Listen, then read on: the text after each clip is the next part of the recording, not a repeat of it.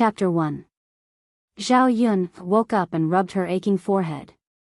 When she opened her eyes, she found herself in an unfamiliar environment. She was lying on a tattered bed covered with straw. Her body was covered with a thin quilt, which had a musty smell. Around her were dilapidated walls that were covered with dust. There was nothing else in the room except for a brick table that was missing half a leg. Zhao Yun's eyes turned, and she wanted to support her body to get up. What the hell is this place? She was a police officer. She chased after a thief on the road and was accidentally hit by a car. When she woke up again, she was already here. Mother, you're awake? Does your head still hurt? At this time, a child walked into the room. He was a boy of 3 or 4 years old. His voice was soft, and Zhao Yun's heart softened. However, this child was thin and his face was sallow. His pair of big eyes were sunken in. It was obvious that he was malnourished for a long time. The clothes on his body were also somewhat tattered and did not fit. It looked like they were made from adult clothes. Was there anyone in the modern world who was so poor that they would make their child look like this? Zhao Yun was stunned. For a moment, she was unable to come back to her senses. Mother? Was this child calling her? Mother, why are you ignoring Daodu? When the child saw that Zhao Yun was not speaking, he was a little scared. Zhao Yun rubbed her forehead and asked uncertainly, You're Daodu? I'm your mother. After Zhao Yun said this, the child's bright black eyes were covered with a layer of mist. He looked at Zhao Yun pitifully. Mother, do you not recognize Daodu? Zhao Yun looked at the child's aggrieved and sad face and her heart could not help but ache. Daodu. Hiss, her head hurt even more. In an instant, another person's memory emerged in Zhao Yun's mind. Zhao Yun knew that this memory did not belong to her. She had indeed transmigrated into this body. Her name was the same as hers, Zhao Yun. The original Zhao Yun went up the mountain to cut firewood. She accidentally tripped and fell, knocked her head, and fainted on the mountain. Fortunately, when the village's hunter Lu Lei went into the mountain, he found Zhao Yun and sent Zhao Yun back. However, the original Zhao Yun was still dead, and the current Zhao Yun soul crossed over. Mother, you don't want Daodu anymore, right? The baby began to cry sadly. Zhao Yun's heart was also a little more sour. A child who was only a few years old, if he lost his mother, how pitiful would that be? Daodu, mother just had a headache and forgot a lot of things. How can I not want Daodu? Zhao Yun softly coaxed. As she spoke, she hugged the child into her arms. Daodu, don't cry. The child felt the warmth of Zhao Yun's body and immediately stopped crying. The child's face was still stained with sparkling and translucent tears. Zhao Yun gently wiped away the tears on the child's face. At this time, there was a sound of footsteps outside the door. Yun, girl, are you home? The voice of an old woman sounded outside. Zhao Yun knew from the original owner's memory that this person was her grandmother, Chunhua. Chapter 2. Hearing Chunhua's voice, Daodu's delicate little face also became serious and his brows furrowed. Mother, great-grandmother is here again. She must be looking for trouble with you. Let's not go out. Daodu said to Zhao Yun in a childish voice. Zhao Yun sighed. This body's original owner had gotten pregnant before marriage. In ancient times, this was a shameful thing. The Zhao family also felt that Zhao Yun had lost face in the village because of her pregnancy before marriage. If Li Zheng hadn't come out and protected Zhao Yun would have been drowned in a pig cage. Although her life was saved, Zhao Yun was still kicked out of the Zhao family. The house they were living in now was the Zhao family's old house. After the Zhao family left Zhao Yun here, they didn't care about her. If it weren't for the kind neighbors who helped the mother and daughter, they might have starved to death. Chunhua had always disliked Zhao Yun and her son. Whenever she saw them, she would speak ill of them. Now that she suddenly spoke in such an amiable voice, what kind of case was she trying to sell? Just when Zhao Yun was in a daze, the door was pushed open with a creak. The person who walked in was Zhao Yun's grandmother, Hu Chunhua. Behind her was her eldest aunt, Feng Zhangxia, and second aunt, Li Chuiying. Daoda's small body stood in front of Zhao Yun, as if he wanted to protect Zhao Yun. He stomped on the people who came in and asked angrily, "What are you doing here? Don't bully my mother," Daoda said in a childish voice. How could such a big child have the ability to protect others? However, it made Zhao Yun's heart feel warm. Zhao Yun looked up and coldly sized up the people who came in. She asked, "What are you doing here?" Hu Chunhua wasn't angry at Zhao Yun's unfriendly tone. Instead, she smiled and said to Zhao Yun, "Look at you, child. Of course I'm here to see you and your son. I even brought something for you." With that, Hu Chunhua said something to Li Chuiying. Li Chuiying brought a basket forward. There was some rice, flour, eggs, and a gene of pork in it. Zhao Yun's brows wrinkled. As the saying goes, one who is unaccountably solicitous for no reason. She didn't think that Hu Chunhua would suddenly have a conscience. Must have had some others it's you.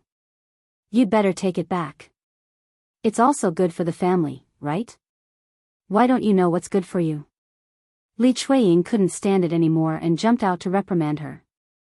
Zhao Yun sneered, "Second auntie, what are you talking about? What do you mean by I don't know what's good for me? Your grandmother gave you these things because she cares about you. You have to accept them." Zhao Yun's sneer became more intense.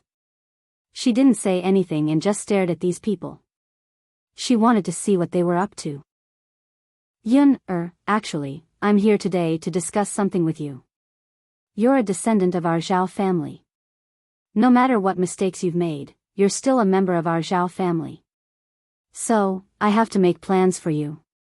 Hu Chunhua said a lot of things. She was playing the emotional card for Zhao Yun. Grandma, if you have something to say, just say it.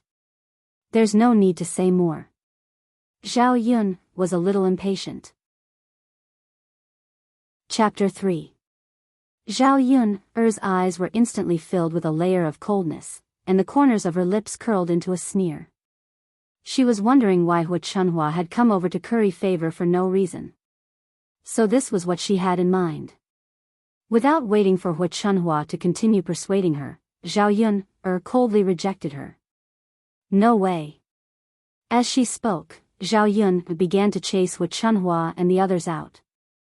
Hu Chunhua immediately became anxious and couldn't help but scold, "You wretched girl, are you trying to anger me to death? Aren't I doing this for your own good? Look, you're an unmarried girl with a child by your side. Do you know how many people are gossiping about you? Even our old Zhao family is being laughed at by so many people. If we give Daodu away, you're still young and can still find a husband." Li Chuiying chimed in from behind, "That's right, Yun. Your grandmother is doing this for your own good. If we give Daodu away to a wealthy family, he'll be able to enjoy life there. When he becomes the young master of that family, he'll be served lavishly every day. It's not like we're selling Daodu away." Zhao Yun felt disgusted by the way the mother-in-law and daughter-in-law echoed each other. "Second aunt, since that's the case, why don't you send your Yang away to enjoy life? My Daodu and I are used to living a hard life." "We don't need that," Zhao Yun replied coldly.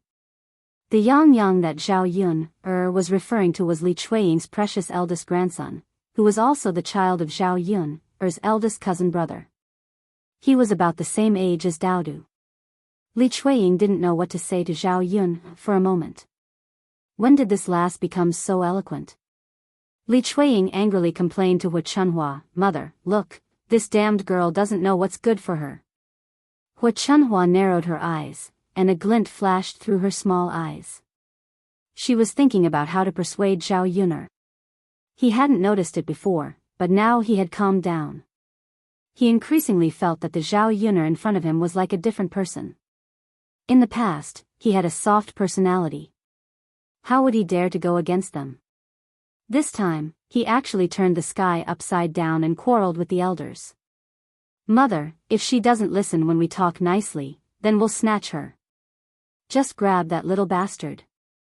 Li Chuiying was also impatient, and she couldn't go on with Zhao Yun. Since Zhao Yun refused to listen to reason, then don't blame them for using force. Speaking of snatching the child, Daodu hid behind Zhao Yun in fear. His small body couldn't help but tremble because of fear. Zhao Yun's eyes became sharper and more vigilant. She shielded Daodu. Hua Chunhua also felt that they couldn't continue to waste time like this, so she nodded. They had to take this child back. The mother-in-law and daughter-in-law looked at each other. They were ready to take action.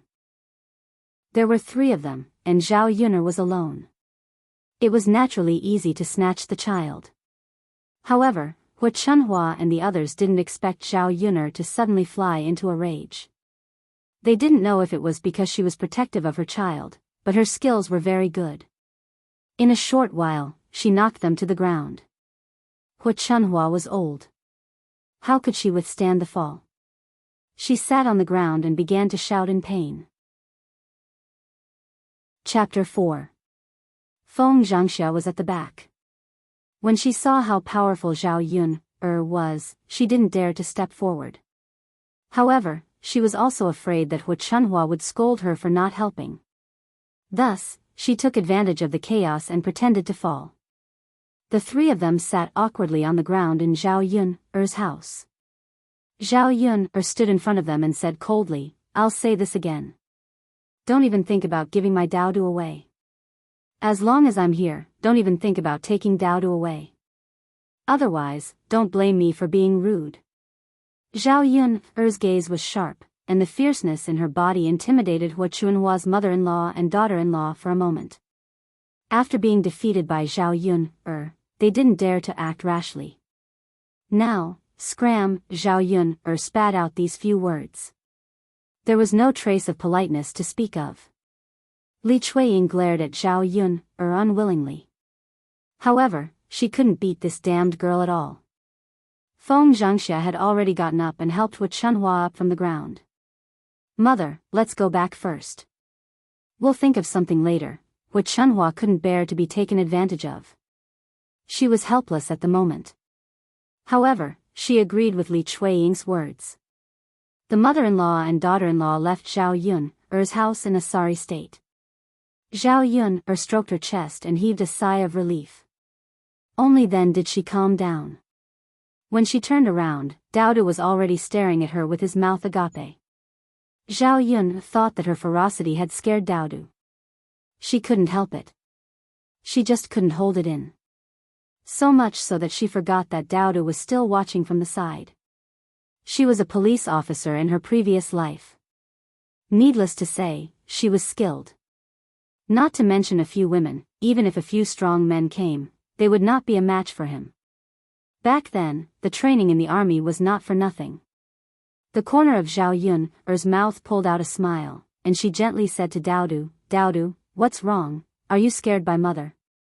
Zhao Yun felt a little guilty. No matter what the grudges between the adults were, she couldn't let a child see such a bloody and cruel scene. To Zhao Yun's surprise, Daodu shook his head and revealed a row of canine teeth. "No, mother, Daodu just thought that mother was amazing just now. You beat the people who bullied us away. Will mother still be like this in the future?" The little fellow seemed to like her fierceness. However, Zhao Yun knew that the 2 of them were used to being bullied. Zhao Yun had never resisted like today, so Daodu also suffered a lot of bullying and grievances. Taking the little boy into her arms, Zhao Yun said softly, "Of course, Daodu. Don't worry, with mother here in the future, no one will bully us anymore. Mother will beat them to a pulp." Daodu was amused by Zhao Yun and giggled. "Mother, Daodu likes mother like this. Mother also likes Daodu. Then mother won't give Daodu away in the future, right?" The little boy was a little worried because of what Hua Chunhua and the others said. Zhao Yun patted Daodu's head, "Of course not, no one can take Daodu away from mother."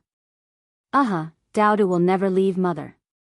On this side, while Zhao Yuner and Daodu were deeply affectionate, Hu Chunhua and her daughter-in-law were not in such a good mood. Especially Li Chuiying. Chapter 5. Hu Chunhua was also angry, and Li Chuiying's words made her even angrier. That wretched girl. I've been too polite to her. I have to teach her a lesson. But mother, we don't know where that girl got her skills from. We can't beat her.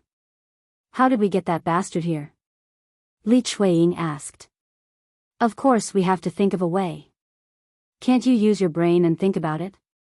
Hu Chunhua said. Li Chuiying curled her lips and began to think hard. The reason why the mother-in-law and daughter-in-law were so persistent was that Daodu was too valuable to them. There was a rich family in the town. The rich old man couldn't give birth to a son, so he went to the various villages to look for boys. If they were sent to him to be his son, he would directly give him 200 taels of silver and some other benefits. In ancient times, 200 taels of silver was not a small amount. It was enough to buy a lot of things.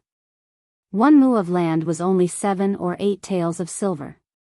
However, the people in the countryside valued boys over girls, and the idea of boys carrying on the family line was very serious. Unless the family really couldn't survive, otherwise, they would never sell or give away the boys at home. After Hu Chunhua's mother-in-law and daughter-in-law heard about this matter, they thought about the 200 taels of silver and started to have designs on Daodu. Mother, let third brother's wife go later. That girl listens to third brother's wife the most. If she still doesn't agree, let third brother break that wretched girl's legs. I don't believe that she has the ability to go against her parents. Li Chuiying suddenly thought of this idea and said excitedly. The saliva in her mouth splashed and splashed on Feng Zhangxia's face. Feng Zhangxia couldn't help but feel nauseous. Her second sister-in-law's saliva was so strong and smelly that she wanted to vomit just by smelling it. Hu Chunhua's eyes lit up when she heard Li Chuiying's words. She thought that Li Chuiying's idea was good. Let's go back quickly and talk to third brother and his wife. Zhao Yun's forehead still had some pain. After using all her strength, her whole body also seemed to be a little sore. In the end, it was because the original owner's body was too weak. In the past few years, the mother and daughter had not eaten many full meals. Their nutrition could not keep up, so how could their bodies be well? Before, there was no other way. The original owner was a girl with a baby behind her. She couldn't do anything. But now that she had transmigrated, things were different. From now on, she couldn't let Daodu continue to starve with her. She had to take good care of her body. Otherwise, she wouldn't have enough strength to fight. Goo, Daodu's stomach growled. Daodu raised his head and looked at Zhao Yuner in embarrassment before rubbing his stomach. Daodu must be hungry. Mother will go and cook, Zhao Yun said. Mother, Daodu will help you with the fire. The baby obediently followed over. Zhao Yuner followed the original owner's memories to the kitchen. Although it was called a kitchen, it was just a simple shed built with a few pieces of wood. One side of it was attached to her house. There was a simple stove in the shed. When they first moved to this house, they didn't have a stove. It was the village's hunter, Lu Lei, who helped build it.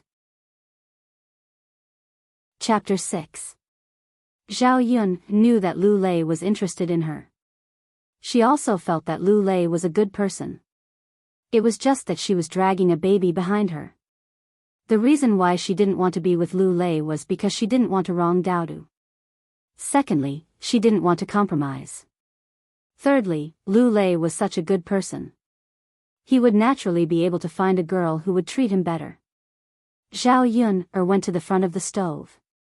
In addition to a cold pot, there were only a few broken bowls on the stove, as well as oil jars and salt jars that had already reached the bottom. As for food, there was only a little bit of flour left. She estimated that after 2 more meals, there would be nothing left to eat. Zhao Yun secretly sighed in her heart. No matter what, she had to earn money and find food in the shortest time possible. She couldn't let Daodu starve. Although there was some pressure, for a modern person from the 21st century, she didn't believe that she couldn't do it with her own hands and brain. "Mother, what are we eating for lunch?" Dauda came over and asked in a childish voice. Perhaps he was really hungry and wanted to eat something. "Mother will make noodles for Dauda for lunch, okay?" Dauda nodded heavily. When he smiled, 2 shallow dimples appeared on his face. "Okay, Dauda will eat whatever mother makes." Zhao Yun patted Dauda's head. "Daudu, be good." There was only a little flour. Other than making noodles, she really couldn't think of anything else to make. After filling a bowl with flour, Zhao Yun began to roll out the noodles. Speaking of which, her cooking skills weren't bad. It was difficult for women who were police officers to get married. In her previous life, her appearance was also average. Her mother was afraid that she wouldn't be able to get married, so she forced her to practice her cooking skills. She said that to grasp a man's heart, she had to grasp a man's taste. What she lacked in appearance and personality, she could make up for with her cooking skills. As time went by, it was hard for her culinary skills not to improve. After rolling out the noodles, Zhao Yun'er saw some vegetables planted in the corner of the room. She pulled a handful of them and put them into the noodles to cook. When Dauda saw that Zhao Yun was done with her work, he became angry. His movements were very skillful, and the sound of burning wood could be heard from the stove. It was said that children from poor families matured early, and it was true. Dauda was still so young.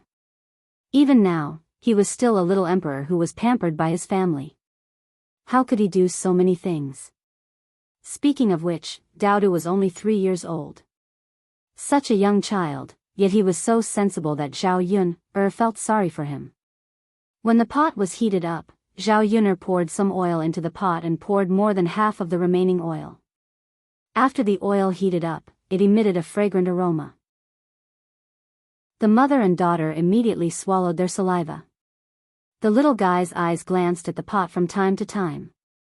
It seemed that he was very hungry. When the oil was heated up, she added some water. After the water boiled, she put in the noodles. After a while, the noodles were cooked. When it was almost ready, Zhao Yun'er put in the cabbage. After it was cooked, she began to ladle out the noodles. After each person had a big bowl, she brought it into the room and placed it on the table. She waited for it to cool down before eating.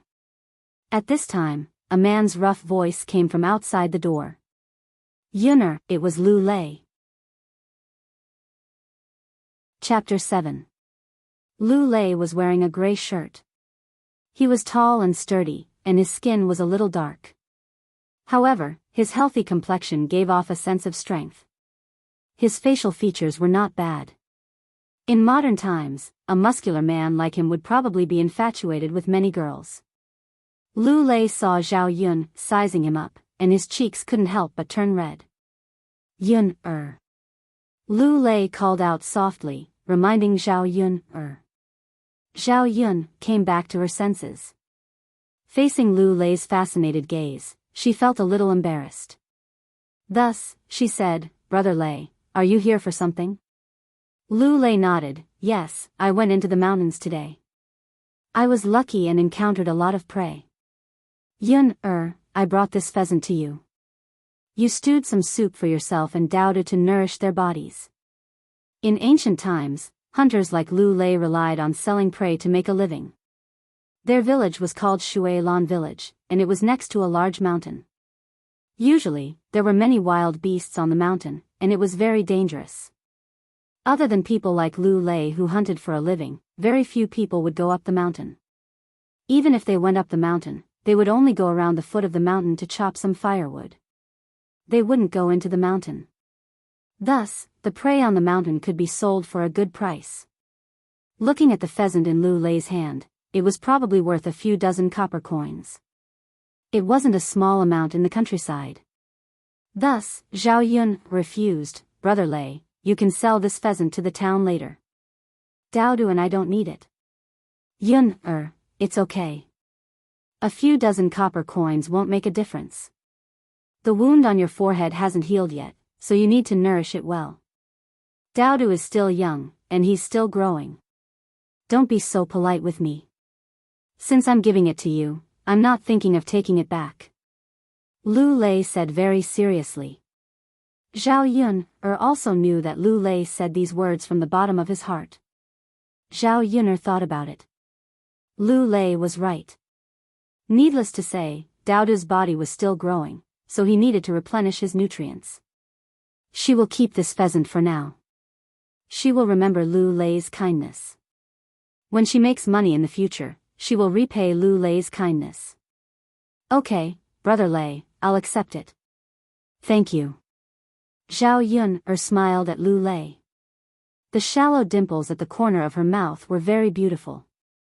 Lu Lei saw the brilliant smile on Zhao Yun's face, and her beautiful eyes curved into crescent moons.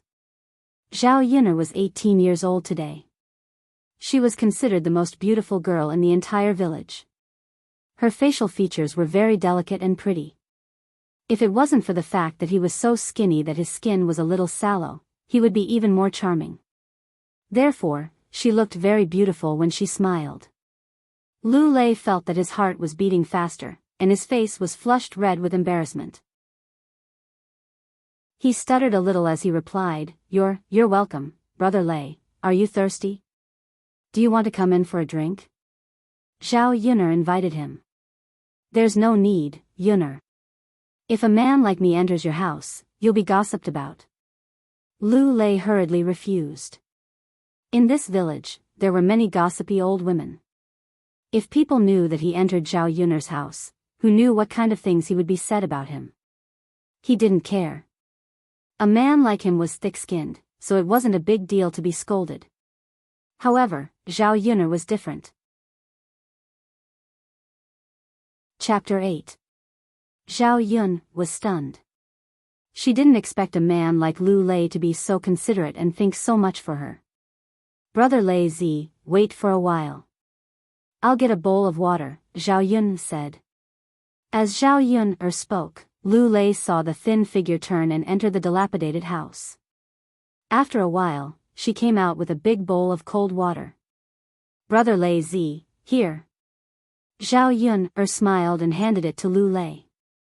Lu Lei took it and drank it in 2 or 3 mouthfuls. After wiping the water from the corner of his mouth, he smiled at Zhao Yun. At this moment, his heart was filled with happiness that he had never felt before.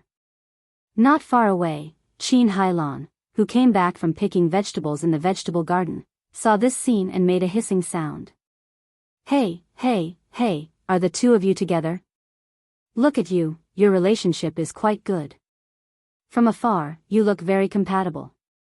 Zhao Yun frowned and was a little unhappy. She glared at Qin Hailan. Qin Hailan was only in her 30s and was famous in the village for being a gossipy woman. She loved to gossip, and all the bad things were spread by her big mouth.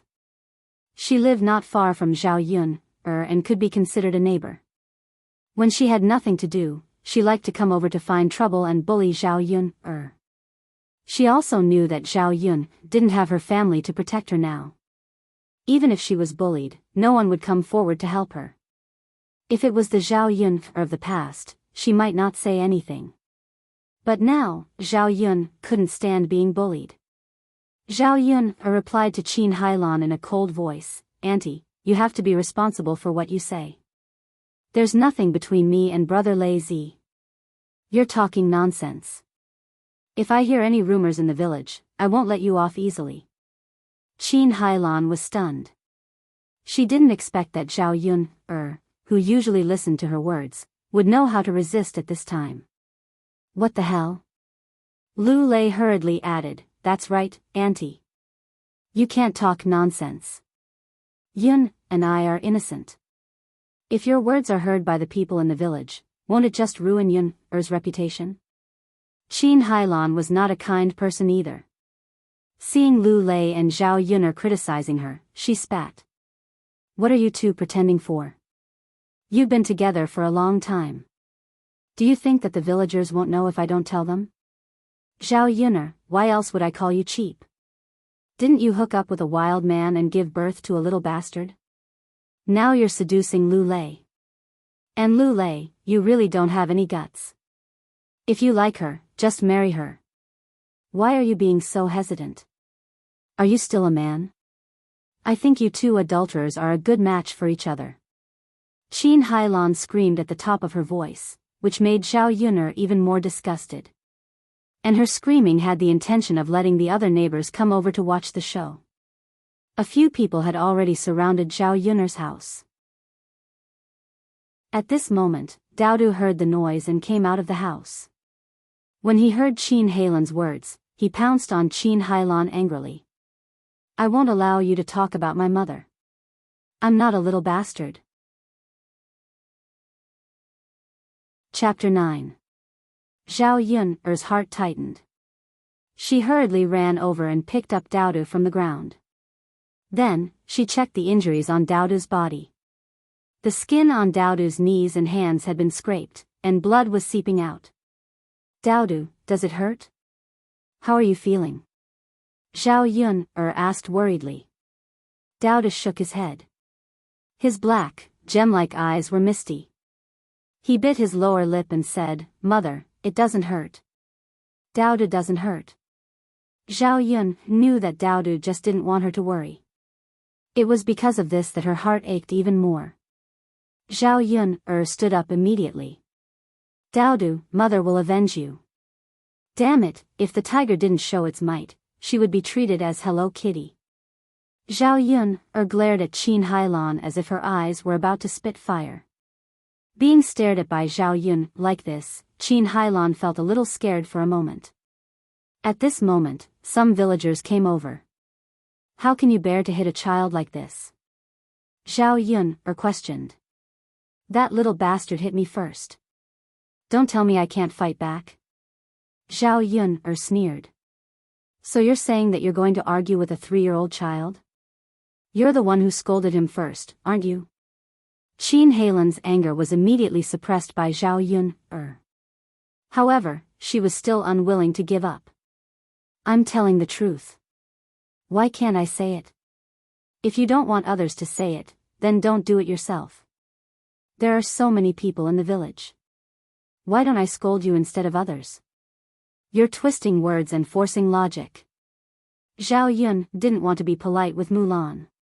This kind of person deserved to be taught a lesson. She should give her a good beating and teach her a lesson. Naturally, she would be obedient. Therefore, Zhao Yuner slapped Qin Hailan's face. Suddenly, a palm print appeared on Qin Hailan's face. The corner of his mouth was bleeding from Zhao Yuner's slap. Zhao Yuner had indeed used all of her strength in that slap. In the future, if I hear you calling me a slut, calling my son a bastard, or spreading rumors about me, I'll beat you up every time I see you.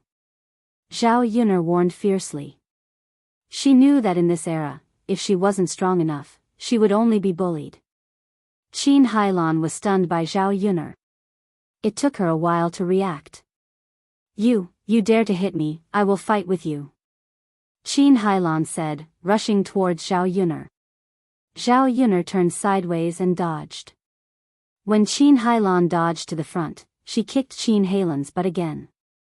Qin Hailan fell to the ground all of a sudden and fell flat on her face.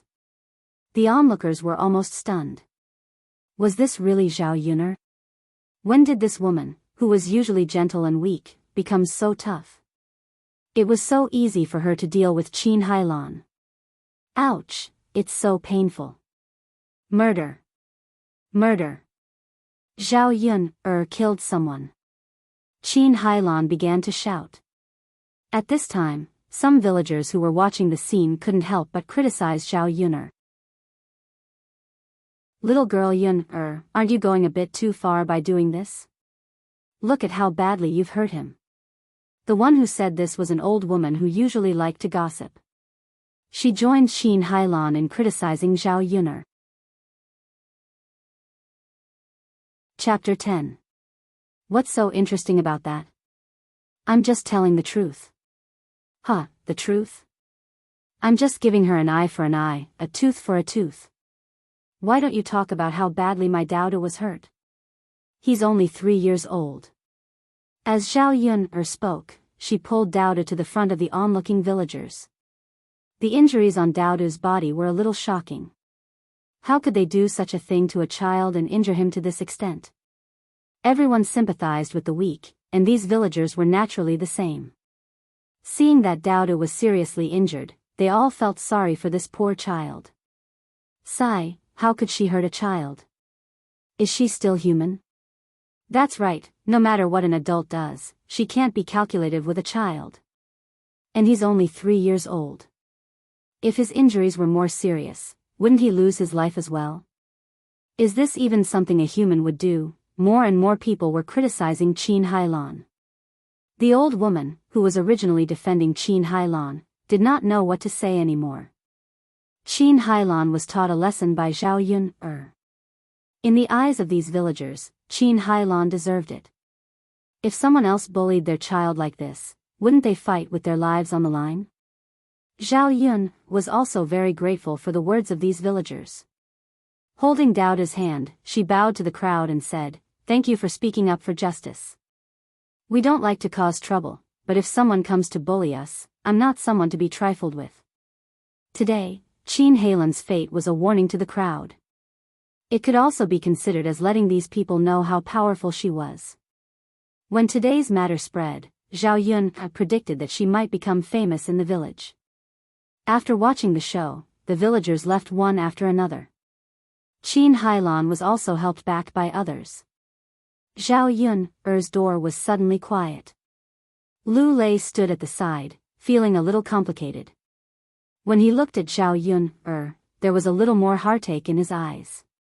Zhao Yun seemed to have suddenly changed into a different person. He knew that it was all because of reality. If she wasn't strong enough, she wouldn't have allowed Dowdu to suffer such grievances today. Qin Hailan might even spread rumors about the two of them. Instead, he taught Qin Hailan a lesson, and Qin Hailan behaved herself. "Yun'er." Lu Lei called out to Zhao Yun'er. Zhao Yun raised her eyes, and the two people's eyes met. "Brother Lei Zi, what's wrong?" Zhao Yun asked. "Yun'er, Lu Lei really wanted to ask if Zhao Yun'er was willing to marry him. After marrying him, he would definitely do his best to protect the two of them. He would not let them suffer any grievances, nor would he let them go hungry." But when the words were at the tip of his tongue and he looked into Zhao Yun'er's eyes, he suddenly choked on his words and couldn't say anything. "Brother Lei Zi, what about me?" Zhao Yun'er asked in confusion. Lu Lei's lips curled into a smile. In the end, he still didn't have the courage to say it. "Nothing, I just wanted to say that you should quickly help Dowdu into the house and wipe Dowdu's wound. I'm a man. I won't go in." Zhao Yun'er nodded. "Okay, Brother Lei Zi, then you should go back. Be careful on the road. Also, thank you for the pheasant." Chapter 11. Zhao Yun carried Dowdu into the house. Seeing Dowdu's injuries, Zhao Yun's heart ached. She hurriedly found a piece of cloth and got some hot water from the pot on the stove. She gently wiped Dowdu's injured arm. Dowdu's tender arm and leg had large scrapes. Zhao Yun wiped away the blood around the wound. It was a pity that there was no iodine in ancient times. Zhao Yun was worried that such a heavy wound would become inflamed. She raised Dowdu's little hand and blew on it. Zhao Yun asked, "Dowdu, does it hurt a lot?" Dowdu shook his head. "Mother, don't worry about me. It doesn't hurt. Dowdu is fine." "Silly child, how could it not hurt? Mother will blow on it for you." Dowdu's little face had traces of tears, but he was smiling happily. "Dowdu, look at your scrapes. How can you still smile?" "Mother, it's because Dowdu is happy. Dowdu likes it when mother scolds people. This way, no one will dare to bully us. Mother wasn't like this before," Dowdu said in a childish voice. Zhao Yun felt sad when she heard this. If she was as weak as the original owner, she would have been bullied to death today. Dowdu would have suffered for nothing. Of course. Mother will protect Dowdu well. Come, Daodu, you must be hungry. Mother will feed you. Zhao Yun said as she brought over the cold noodles from the table. Mother, you eat too. Daodu can eat by himself. Daodu said with a serious face. Looking at Daodu's tender little face, Zhao Yun's heart warmed. Heavens, how can there be such a sensible child? If this was the 21st century, it would be impossible to find such a person, right? In her previous life, she was an old leftover woman. She did not even have a man, let alone a child. However, she was also very fond of children. In this life, Daodu was such a sensible child. It could be said that the heavens had given her a gift. It's okay, Daodu should finish eating first, then mother will eat. Mother isn't hungry anyway. Daodu's hand is injured, so mother wants to feed him. Dodo didn't refuse again. She smiled happily, and the corners of her mouth curved into a brilliant smile. Mother, the noodles you made today are really delicious. Really? Daodu has never tasted such delicious noodles before. Zhao Yun'er looked at the noodles with a few cabbage strands in the bowl. In fact, it was already very vegetarian. It was just a few more drops of oil than usual. Daodu, trust me, I'll make even better food for you later. Look, your Uncle Lu even sent us a chicken. Mother will make chicken soup for you to drink tonight. Daodu's smile became even brighter. After lunch, Zhao Yun'er started to get busy at home. Now that the four walls of the house were bare, it wouldn't do. She had to decorate the house. This bed was actually made of wood and mud bricks. Not to mention a quilt, it didn't even have a cushion. It could only be covered with a layer of straw and covered with a thin, moldy quilt. Zhao Yun'er carried the blanket out. She couldn't stand the moldy smell. The house was so damp because the roof was leaking in several places. It was fine on normal days, but when it rained, the roof would leak in. Mother. Daodu saw Zhao Yun'er come out and stuck to Zhao Yun'er. Chapter 12. Mother, Daodu likes to follow you. Zhao Yun'er smiled helplessly. Okay, then Daodu will follow me. Zhao Yun'er turned around and went back into the house. She took out everything that could be taken out to dry. There was really too little stuff in the house. After tidying up, Zhao Yun'er began to think about how to earn money, not just to fill her and Daodu's stomachs. Not only did the food in the house run out, but the bedding and furniture also had to be replaced. In addition, this rundown house was simply not suitable for living. She also had to spend money to build a new house. Daodu was so young, he couldn't suffer too much with her. But how could she earn money? Zhao Yun'er thought about it carefully. She didn't have an acre of land, and she didn't have any amazing skills. If she wanted to earn money in the shortest time possible, it seemed that she had to go to the mountain behind the house and try her luck. There were many plants and animals on the mountain, perhaps she could find some treasures. She should do it. Zhao Yun'er thought and went into the house. She took a sickle and a kitchen knife, then carried a basket and prepared to go up the mountain. When Daodu saw this, he asked, Mother, where are you going? Mother wants to go into the mountain, like your Uncle Lu, to find delicious food for you. Later, I can exchange it for money, and then I can buy more good things for Daodu. The world of children was simple. When Daodu heard Zhao Yun'er say this, he quickly nodded in response. Okay, Mother, Daodu also wants to go. Zhao Yun'er looked at Daodu's injuries and said, Daodu, you can't go. Stay at home. Daodu looked at Zhao Yun'er pitifully. But Mother. Daodu just wants to go with us. When Zhao Yun'er saw Daodu like this, her heart softened. She thought that it was not safe to leave Daodu alone at home. Hua Chunhua and the others still wanted to give Daodu away. Who knew if they would snatch Daodu away when she was not at home?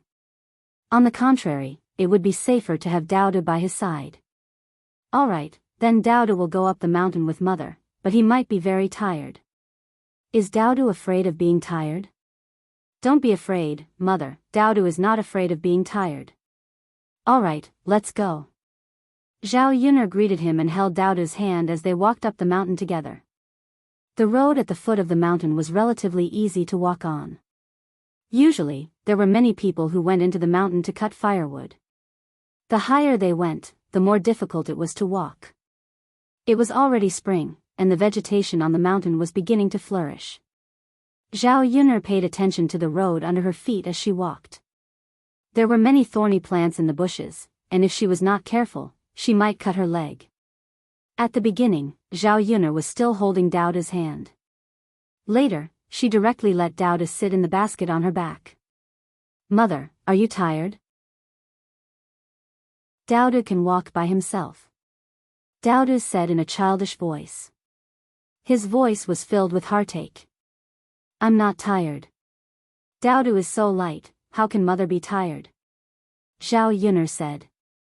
However, the body of the original owner was too weak. When climbing the mountain, she was indeed a bit out of breath. It could not be compared to her previous life. "Mother." Daodu suddenly wanted to say something. "What is it, Daodu?" Chapter 13. Daodu still remembered what Mulan had said today. Children were more sensitive. Zhao Yun didn't know how to reply to Daodu's question. Just who was Daodu's father? Zhao Yun searched through the memories of the original owner of this body, but she didn't have any recollection of it. Perhaps it was because the original owner of this body felt humiliated, so she chose to forget about it. "I don't know about your father either.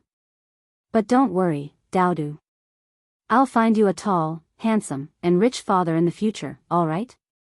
Daodu thought about it before replying solemnly, "All right. Everyone else has a father. Daodu also wants one. Mother, you have to find Daodu a father as soon as possible." Zhao Yun rubbed her forehead, feeling a bit pressured. It was all her fault. She had to think of ways to earn money and find a father for Daodu. Where was she going to find a tall, handsome, and rich father? "All right. I'll find you a father as soon as possible." Zhao Yun squeezed out a smile. However, she was cursing Daodu's father inside. Just who was that scum? He ran off after sowing his seed, leaving the original owner and Daodu to suffer. It was best if she didn't run into a man like that. Otherwise, she would definitely teach him a lesson. Naturally, she wouldn't let Daodu reunite with him either. Just after Zhao Yi cursed, in a courtyard in the capital, a handsome man sneezed several times in a row. His subordinate couldn't help but say, "Gongzi, these days the weather is still relatively cold. At night, cover yourself with a quilt. Don't catch a cold." The handsome man raised an eyebrow slightly. "I know. Mo Yen, you're becoming more and more naggy. You're just like a housewife." Zhao Yun carried Daodu into the mountains. After walking for a while, they had some gains. There weren't many other things in this mountain, but there were still a lot of wild vegetables. Other than a rundown house, there was not a single piece of land in the house. They could only casually plant some seeds in the corner of the house and grow some small vegetables. These wild vegetables were good for stir-frying or spooning. In modern times, they couldn't be bought with money. However, Zhao Yuner discovered that she was not as skilled as Lu Lei to get some game. The pheasants and rabbits in the mountains ran very fast. Without a bow and arrow, it was impossible to catch them. "Mother, look, there's a bird's nest on the tree." Daodu raised his head and looked at the tree, seemingly very happy. Children like small animals, especially birds. "Mother, there are little birds flying out." Hearing Daodu's childish voice, Zhao Yun also looked up at the tree and saw a pigeon's nest. The pigeon had been alarmed by Zhao Yuner and Daodu, so it immediately flew out of the nest. Zhao Yuner suddenly thought of something. She put down Daodu and said to Daodu, "Daodu, mother will go to the tree. I'll get some bird eggs for you." Pigeon eggs were similar to chicken eggs. They tasted quite good when cooked or stir-fried. Now that Zhao Yuner and Daodu could not eat chicken eggs, they were a rare thing in the countryside. They were usually saved up to exchange for silver or to nourish their bodies. "Okay, okay. Dowdu smiled resplendently. Mother, be careful when you climb the tree. Don't fall. Chapter 14. As Zhao Yun spoke, she nimbly climbed up the tree. In her previous life, as a police officer, her skills were naturally good. Although it was a little bad for her to transmigrate into Zhao Yun's body, she still remembered the skills of climbing trees. Zhao Yun climbed to the top of the tree in a short while, like a monkey. She saw 7 or 8 pigeon eggs lying in the pigeon nest. Zhao Yun carefully took out the pigeon eggs and put them in her pocket. When she was about to climb down the tree, she looked up and saw a huge beehive hidden in the middle of the trees. She could still hear the sound of bees inside. Zhao Yun's movements were even more gentle. These bees should not be disturbed. If she was stung by a bee, her body would definitely swell up. If it was a large hornet, her life might be in danger. After Zhao Yun carefully climbed down the tree, she held the pigeon eggs in her pocket in front of Dowdu and smiled. Dowdu, look, these are the pigeon eggs that mother made. Dowdu looked at Zhao Yun with eyes full of worship. Mother, you are amazing. Dowdu's mother is of course amazing. Let's go to other places and see if there are any pigeon nests. Mother will bring some back. NN. The mother and son walked through the forest, not afraid of danger. The reason why no one came to this mountain was because there were indeed some wild beasts. Another reason was that there were rumors that there were man-eating demons deep in the mountains. Therefore, no villagers dared to enter the mountains. It was also because of this that some of the wild resources in the mountains were not touched. Along the way, Zhao Yun saw a lot of pigeon nests. There were a total of 40 to 50 pigeon eggs and 3 pigeons. These pigeons were similar to chickens. When the time comes, they could be stewed into soup for Dowdu to nourish his body. At the same time, Zhao Yun also discovered that there were a lot of beehives in the mountains. Not far away, one could find one on a tree branch. If there were bees in the beehive, then there would also be honey. In this day and age, honey was definitely a good thing. If she could get some honey from these beehives and sell it, it would be a good way to make money. However, she was in a hurry to go up the mountain today and did not prepare anything. It was unrealistic to want to get honey back. She could only wait for the next time she went into the mountains and bring all the necessary tools. Only then could she get the honey from the beehives. Today's harvest was quite good. Zhao Yun said to Dowdu, Dowdu, let's go. Yes, mother. Dowdu, come down and walk by yourself. Mother is tired of carrying Dowdu. Silly child, didn't I said I'm tired? But mother, your forehead is sweating. Dowdu will help mother wipe it off. At the same time, Dowdu raised his little hand and used his sleeve to wipe away the beads of sweat on Zhao Yun's forehead. Seeing Dowdu's sensible face, Zhao Yun couldn't help but smile. She kissed Dowdu's cheek heavily. Thank you, Dowdu. Chapter 15. These people were Zhao Yun's parents, Zhao Wenhua and Liang Jinxiao, as well as her older sister, Zhao Ping. In the original owner's memories, her parents were quite good to her, but their temperaments were a bit soft. Especially the original owner's father, who was a bit blindly filial and listened to Hua Chuanhua's words. If it weren't for the original owner's parents' temperament being a bit soft, the original owner wouldn't have had such a hard time these past few years. Nyangqin, it's grandmother, grandfather, and aunt. Dowdu said in a childish voice. NN, I don't know why your grandmother, grandfather, and grandfather are looking for us. Zhao Yun's mouth was muttering, but her heart had a bad premonition. When Zhao Yun walked over, Zhao Wenhua and Liang Jinxiao stepped forward and said to Zhao Yun with a smile, Yun, you're back? Why weren't you home just now? Where did you go? Without waiting for Zhao Yun to speak, Zhao Ping's sharp eyes saw that Zhao Yun's basket was filled with good things. A somewhat shrill voice called out, Nyangqin, she must have gone up the mountain, there are pigeons and pigeon eggs in the basket. Zhao Yun glanced at Zhao Ping. Zhao Ping was only 19 years old, not much older than Zhao Yun. Although they were born from the same mother, Zhao Ping had a birthmark on her face, which affected her overall beauty, so she couldn't find a good marriage partner and still stayed at home at such an old age. In ancient times, a 19-year-old girl was an old girl. If she stayed at home, people would gossip. Zhao Ping and Zhao Yun were not on good terms since they were young. She was picky and didn't like Zhao Yun, but she was close to the other cousins. When the original owner got pregnant before marriage, she made a lot of sarcastic remarks in front of the original owner's parents. Zhao Ping also contributed a lot to the original owner's suffering these past few years. Big sister, I'm going up the mountain. What does it have to do with you? Am I bothering you? Is it necessary for you to shout so loudly in front of father and mother? Zhao Yun replied snappily. Zhao Ping was also very indifferent to this.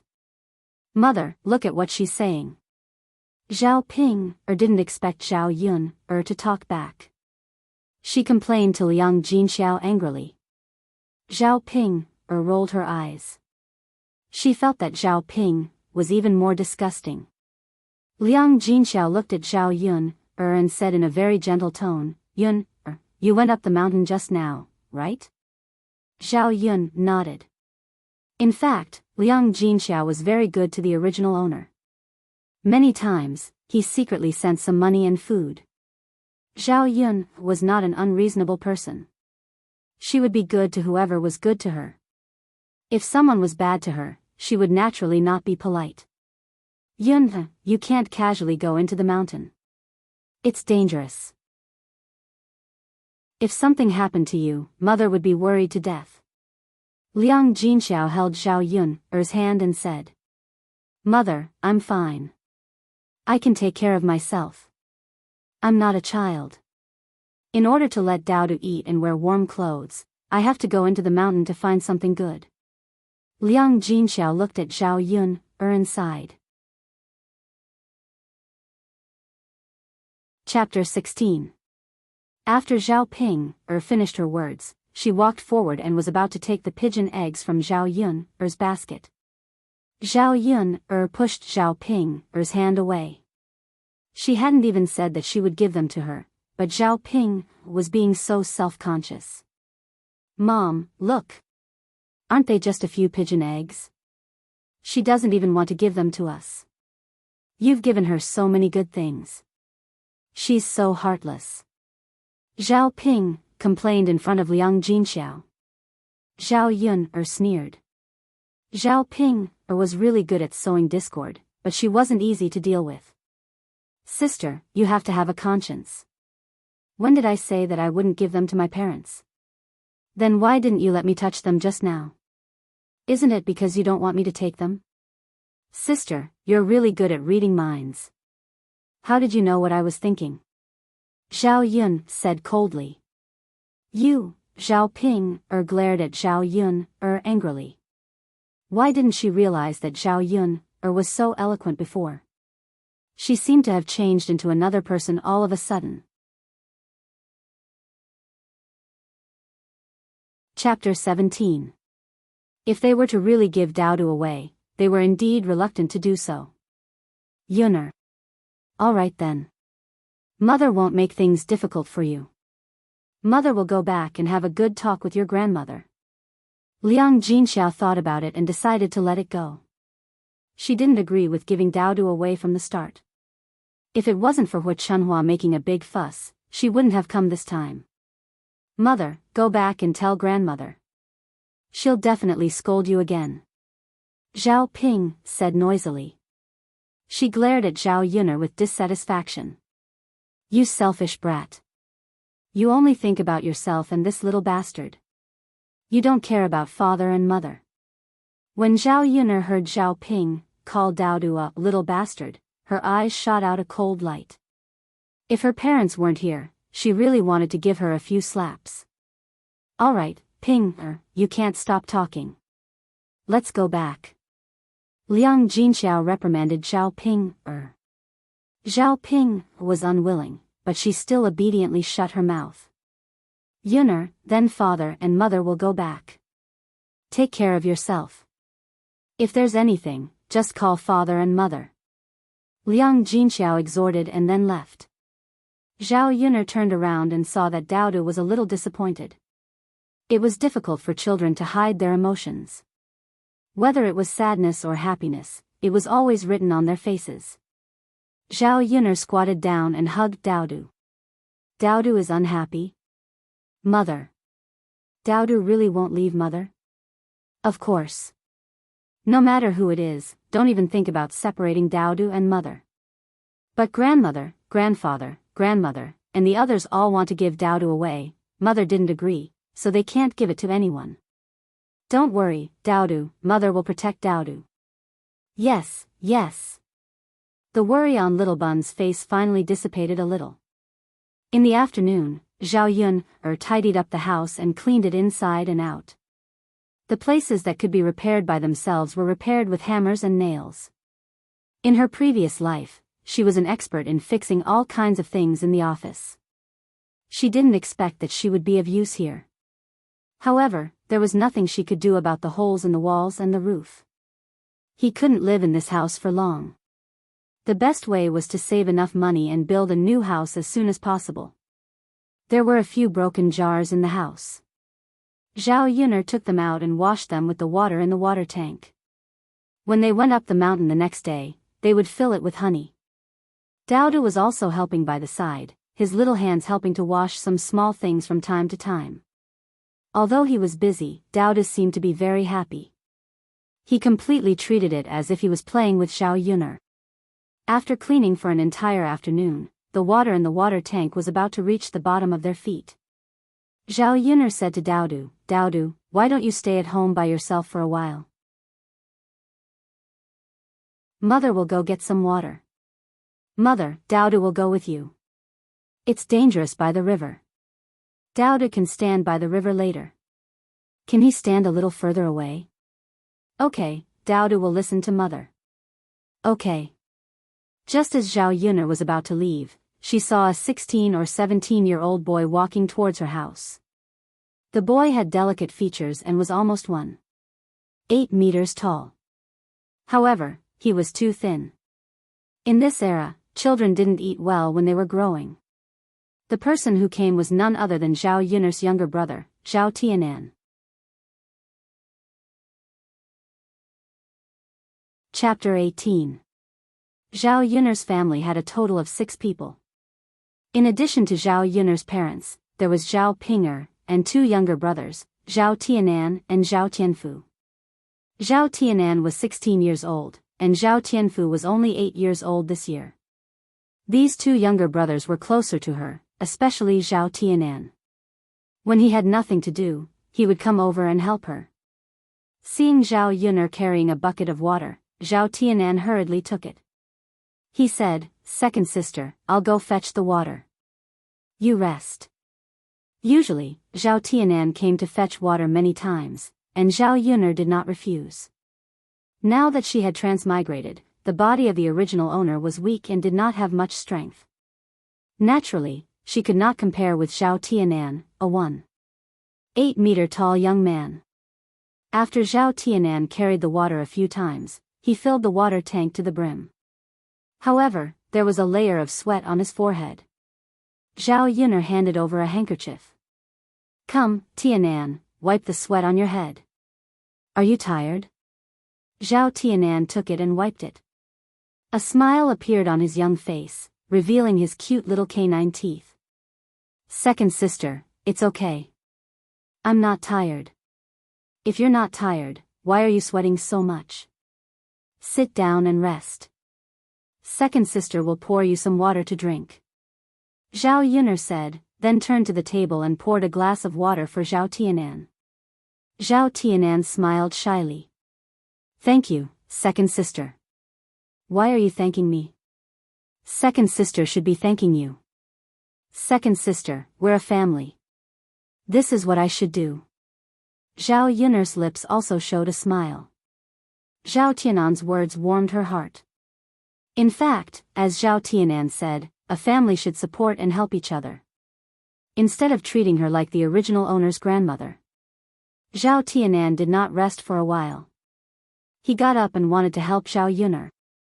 Second sister, I'll go chop some firewood for you, Zhao Tianan said. You just rested for a while. You don't have to chop today. Zhao Yuner felt sorry for Zhao Tianan. It's okay, second sister. I'm not tired. I'm a man. If I can't do such a small thing, I'll be laughed at, Zhao Tianan said seriously, but Zhao Yuner suddenly laughed. You're only 16 years old. In her eyes, he was really just a little brat. Second sister, I'm a man at 16 years old. Some of the people in our village who are around my age are already married, Zhao Tianan continued. This was ancient times. Unlike modern times, people got married very early. Most girls could get married at the age of 14. It was normal for boys to marry at 16 or 17 years old. However, Zhao Yuner was a person of the 21st century. In Zhao Yuner's mind, there were some things that she could not accept. Zhao Yuner joked, Tianan, other people are married. Do you want to get married? How about big sister help you find a good girl and let you marry a wife? Zhao Tianan's face suddenly turned red. Second sister, what nonsense are you talking about? I'm not going to talk to you. I'm going out to chop firewood, Zhao Tianan said and rushed out of the room. Zhao Yuner, who was left in the room, laughed to herself. Her brother's shy appearance was really cute. Mother, what does it mean to marry a wife? Daodu pulled Zhao Yuner's skirt and asked. Chapter 19. Daodu nodded as if he didn't fully understand. Then he asked in a soft voice, Mother, will Daodu also get married in the future? Zhao Yun nodded, yes, when Daodu grows up, Mother will also find a beautiful wife for Daodu. Daodu can't get married now? Daodu asked in a soft and cute voice. Zhao Yun was amused by Daodu's words. What, Daodu is still so young, could it be that he's already thinking about getting married? Eldest uncle is getting married, Daodu is also getting married. Pfft, Zhao Yun laughed and tapped Daodu's little nose, you're really shameless. You're still so young, no one will marry you. You can only wait until you're as tall as uncle before you can get married. Oh, then Daodu will work hard to grow taller. Okay, I'll wait for Daodu to grow taller. Mother will go cook now. Your Uncle Lu sent the chicken over, Mother will stew some soup for you. It was time to make dinner, so Zhao Yun had to go prepare. After a busy afternoon, her stomach was indeed a little hungry. Daodu nodded excitedly, Mother, Daodu will also go help. Okay. Zhao Yun went to the kitchen. The pheasant had already been plucked in the afternoon, its belly was cut open, and it was washed clean. Pheasants were not as small as domestic chickens, and the one that Lu Lei sent was only a little more than a jean. Zhao Yun chopped the pheasant into small pieces so that it would be easier to eat when it's ready to be taken out of the pot. She deliberately kept the 2 big chicken legs well, as children generally like to eat chicken legs. She put the chopped pheasant into the pot, filled it with water, and added a few pieces of ginger, then started the fire to cook it. Daodu skillfully lit a torch in the cave and stewed for about half an hour. The stove was already emitting a thick white smoke, and the fragrance of the chicken soup was also emitting. Zhao Yun's body hadn't eaten anything good in a long time, so when she smelled the chicken soup, she couldn't help but swallow. Daodu's big and bright eyes stared at the pot, as if he was very eager to drink the chicken soup as soon as possible. Zhao Yun was also attracted by Daodu's cuteness. In the modern era, children think of chicken soup as a good thing. They preferred snacks, potato chips, Kentucky Fried Chicken, McDonald's, and the like. Second sister, I'm done. Zhao Tianan walked in and said to Zhao Yun, Daodu said Daodu, SSS head. Looking at the firewood outside the door, Zhao Yun had a smile on her lips. Thank you for your hard work, Tianan. Hee hee, it's not hard at all. Daodu, I'll go back first. It's almost time for dinner. Just as Zhao Tianan was about to say goodbye, Zhao Yun stopped Zhao Tianan and said, Tianan, eat at my place tonight. I've stewed some chicken soup. Zhao Tianan hurriedly waved his hand to refuse. Although he couldn't help but drool when he smelled the chicken soup, he still couldn't freeload at Zhao Yun's place. After all, Zhao Yun didn't have it easy with Daodu. It wasn't easy for her to have a good meal, so she couldn't share it with him. Daodu, you and Daodu eat a little more. I'll go back and eat. Zhao Tianan was about to leave when Zhao Yun pulled him back. You've helped me do so much work. If you don't stay for dinner, I won't ask you to help me next time. Zhao Tianan hesitated when he heard Zhao Yun's words.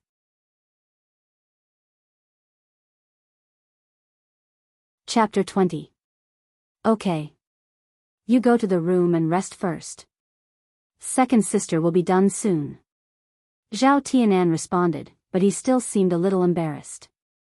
The chicken pieces in the pot were almost stewed until they were a little soft. Zhao Yun added 10 pigeon eggs to it, and then began to roll out the noodles. Just drinking the chicken soup was definitely not enough to fill the stomach, and the chicken pieces were so small. She had to cook some noodles. When the noodles were rolled out and the chicken soup was ready, Zhao Yun filled some chicken soup and chicken pieces to eat tomorrow. The remaining half a pot of chicken soup was used to cook the noodles. The taste of the chicken soup was also good. In the countryside of ancient times, it was really good stuff. Ordinary people could only eat it a few times a year. After cooking the noodles, Zhao Yun took out 3 large bowls. She divided the noodles and chicken pieces in the pot. Zhao Tianan was big and at the age where he had a big appetite, so Zhao Yun gave him a little more and added a few more chicken pieces. In addition, there were 2 chicken legs. One was given to Daodu, and the other was given to Zhao Tianan. Okay, you can eat now. Let's go, Daodu, go to the table first. Mother will bring it to you. It's a little hot. Daodu nodded sensibly and ran to the table like a wisp of smoke. Zhao Yun also brought in the 3 bowls. Looking at the large bowl of chicken soup noodles and chicken pieces, Zhao Tianan's eyes flashed with a trace of emotion. Second sister was so nice. She always thought of leaving some delicious food for him. Seeing Zhao Yun push the largest bowl of noodles in front of him, with chicken legs inside, Zhao Tianan immediately asked to exchange with Zhao Yun. Sister, I can eat the small bowl. You eat more. There's also a chicken leg. You can eat it, or give it to Daodu. I don't need it. Zhao Yun shook her head helplessly when she saw how polite her younger brother was. She knew that Zhao Tianan just wanted to leave the best for her and Daodu. You've done a lot of work today, so you should eat more. Second sister had a small appetite and Daodu was so small, so she couldn't eat much. Tianan, we're family. You don't have to be polite with second sister. Eat more. After Zhao Yun said this, Zhao Tianan found it hard to refuse. With a shy smile on her face, she nodded and began to eat. Zhao Tianan hadn't eaten meat for a long time. The delicious taste of the chicken soup and the refreshing texture of the noodles made Zhao Tianan gulp them down quickly. Seeing Zhao Tianan wolfing down the food, the smile on Zhao Yun's lips deepened, and at the same time, there was a trace of sadness. Tianan, eat slowly. Don't choke. Zhao Yun reminded Zhao Tianan. Zhao Tianan paused and looked at Zhao Yun with some embarrassment. Yes, I know, second sister. It's just that your noodles are so delicious that I couldn't help but eat faster. Seeing Zhao Tianan's blushing face, Zhao Yun smiled. Second sister isn't blaming you. Why are you explaining? If you like it, second sister will make some other delicious food for you. Tomorrow, bring Tianfu over. Second sister also caught pigeons and stewed soup for you. Second sister. That's not good. I can eat 1 or 2 meals, but I can't always eat at your place. Zhao Yun patted Zhao Tianan's shoulder. It's okay. Don't you always help second sister with her work? We're family. You always refuse to be polite like outsiders. Second sister doesn't like it. Chapter 21. Zhao Yun also nodded in agreement. As long as Zhao Tianan was happy, he could do whatever he wanted. Anyway, even if he didn't agree to Zhao Tianan's request, he would still come over often to help. They were satisfied with the chicken noodle soup. After eating, Zhao Tianan was ready to go back. Zhao Yun called out to Zhao Tianan. Sister, what's the matter? Is there anything else? Zhao Tianan asked. Zhao Yun brought out the prepared chicken soup. In addition to some chicken soup, there were some chicken pieces in the bowl. In addition, the 10 pigeon eggs that Zhao Yun put in were also put in the bowl. Zhao Yun handed it to Zhao Tianan and said, Tianan, take this back and let Dad and Mom eat it. Zhao Tianan hesitated whether to take it or not. Second sister, you can eat it yourself. You don't have to give it to us, right? It's okay. Second sister has delicious food here. Take it back and let Dad and Mom eat it first. But, no buts. Zhao Yun stuffed it into Zhao Tianan's hand. Go back quickly. It's almost dark. Zhao Tianan sighed and nodded. Then, sister, I'll go back first. Okay. Zhao Tianan trotted home, but before he went back, he first checked the situation at home. Such a good thing, naturally, he couldn't take it back in front of his family. Otherwise, his grandmother, aunt, and the other women would directly snatch the chicken soup away. They probably wouldn't even leave a chicken bone for his parents. After Zhao Tianan entered the courtyard, he heard the noise inside. It was his parents, grandmother, and aunt who were quarreling non-stop. Zhao Tianan listened attentively and heard the contents of the quarrel. Hua Chunhua shouted at the top of her voice, "You two useless guys. You can't even do something well. Mother, isn't Yun against giving Daodu away? Besides, Daodu is also Yun'er's biological son." Liang Jinxiao replied in a low voice, but Hua Chunhua immediately scolded him again. Third daughter-in-law, you're still being stubborn? Don't tell me you still want to keep that little bastard as a disgrace to our old Zhao family for the rest of his life? Mother, that's not it. Isn't Yun'er against it? There's no reason for me to snatch it, right? Hua Chunhua glared at Liang Jinxiao, exasperated at his failure to live up to her expectations. You're always talking back. What kind of life are you living? With a mother like you, it's normal for you to give birth to a little b*tch. Liang Jinxiao's face turned green and red. Even though she felt uncomfortable, Hua Chunhua was her mother-in-law, so she couldn't refute her. Zhao Wenhua couldn't help but advise, Mother, don't scold Jinxiao. You know Yun'er, this child, has a bit of a temper. If you send Daodu away from her, she'll definitely make a fuss. Let's take it slow and persuade her slowly. Hua Chunhua glared at Zhao Wenhua again. Persuade her. Do you think you have so much time to persuade her? By the time you're done persuading her, someone will have already sent the child over. 200 taels of silver. Hua Chunhua couldn't wait to get her hands on the 200 taels of silver. All right. You've just finished eating and you're already quarreling. If you continue to quarrel, get out. Zhao Baoshan, who had been silent all this while, reprimanded them. The whole family was so noisy that he was getting a headache. Chapter 22.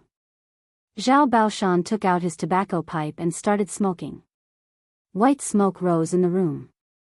Zhao Baoshan waved at Zhao Wenhua and Liang Jinxiao and said, Go back to your room and rest. Okay, father. Zhao Wenhua and Liang Jinxiao responded and went out. Seeing that Zhao Baoshan was silent again, Hua Chunhua couldn't help but say, Old man, this is 200 taels of silver. If we get 200 taels of silver, our old Zhao family will be able to buy a lot of land. Our lives will definitely be better in the future. What's wrong with letting me say a few words? Li Chuiying, who was still standing in the room, hurriedly said, "Yes, yes. Father, 200 taels of silver is not a small amount. If it's our old Zhao family's grandson, it's fine. But Daodu is a little bastard. We'll be laughed at if we keep him. It's better for us to give him away." Zhao Baoshan paused and glanced at Hu Chunhua and Li Chuiying. "Don't think about money all day. Some things should be decided by Yun herself." Hu Chunhua and Li Chuiying shut their mouths. They knew Zhao Baoshan's temperament and it was useless to say anything more to him. Zhao Wenhua and Liang Jinxiao returned to their own rooms. Old Zhao had a lot of family members and they hadn't split up yet. There were 4 of them in total. Including his unmarried aunt, they could only squeeze into one room. Zhao Tianan leaned against the wall and sneaked into his own room. Seeing that Zhao Tianan had returned, Liang Jinxiao hurriedly asked, "Tianan, why are you back so late? Where did you go? Have you eaten?" "Mother, I've eaten. I ate at second sister's house. Second sister made chicken noodle soup. It's delicious." "Oh right, second sister also asked me to bring some chicken soup back." Upon hearing the chicken soup, Zhao Ping, who was lying in the room, immediately got up. "Chicken soup? Where's the chicken soup?" Seeing the chicken soup in Zhao Tianan's hands, she hurriedly took it. "Give it to me, give it to me." "Eldest sister, this is for father and mother," Zhao Tianan mumbled, afraid that Zhao Ping would finish it alone. Liang Jinxiao frowned and said, "Tianan, it's not easy for your second sister's house to have something good. Why are you still eating and taking? Give it back to your second sister later." "Mother, it was second sister who forced it on me. It's a gift, this is a gift, a gift, a gift. We haven't had chicken soups to drink in a long." "That's right, father, mother, we haven't had any minced meat in such a long time. She asked Tianan to give it to us, so let's give it to her. Besides, you've always sent her food. Otherwise, that little bastard of hers would have starved to death. Now that she has something good, she naturally wants to send some to us. Otherwise, her conscience would have been eaten by a dog." Zhao Ping held the bowl of chicken soup and said matter-of-factly. Then, she called Zhao Tianhua and Liang Jinxiao and said, "Mother, let's eat. It's still hot. It won't taste good when it gets cold." Liang Jinxiao sighed. Seeing that Zhao Ping and Zhao Tianfu were staring at the bowl with greedy expressions, he said, "Okay, then you two eat." At night, the sky was dotted with stars. The countryside was exceptionally quiet at night.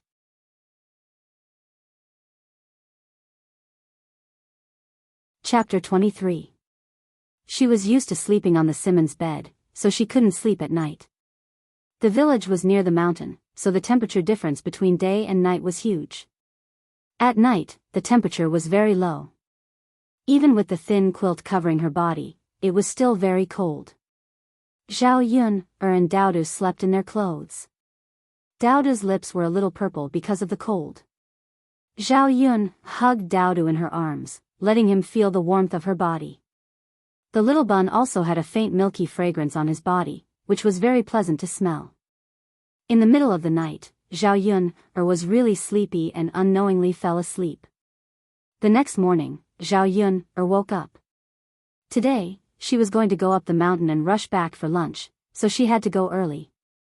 Daodu was still sleeping soundly. Zhao Yun patted Daodu's little face and gently called out to Daodu, "Daodu, mother is going up the mountain. Get up." Daodu rubbed his sleepy eyes and quickly got up. Zhao Yun put the things in the basket and prepared them. Then, she held Daodu's little hand and walked up the mountain. In the early morning, there was still a thin fog on the mountain, and there was a trace of coolness. Zhao Yun directly went to the beehive she remembered last time. This time, the purpose of going up the mountain was to get the honey. Although there wasn't much honey in a beehive, there were many beehives in the mountain. If she could get a few of them, she would be able to get a lot of honey. Zhao Yun took Daodu to the bottom of a beehive. First, she let Daodu hide a little further away, so that the bees wouldn't fly over and sting Daodu. Daodu, you stay here and don't move.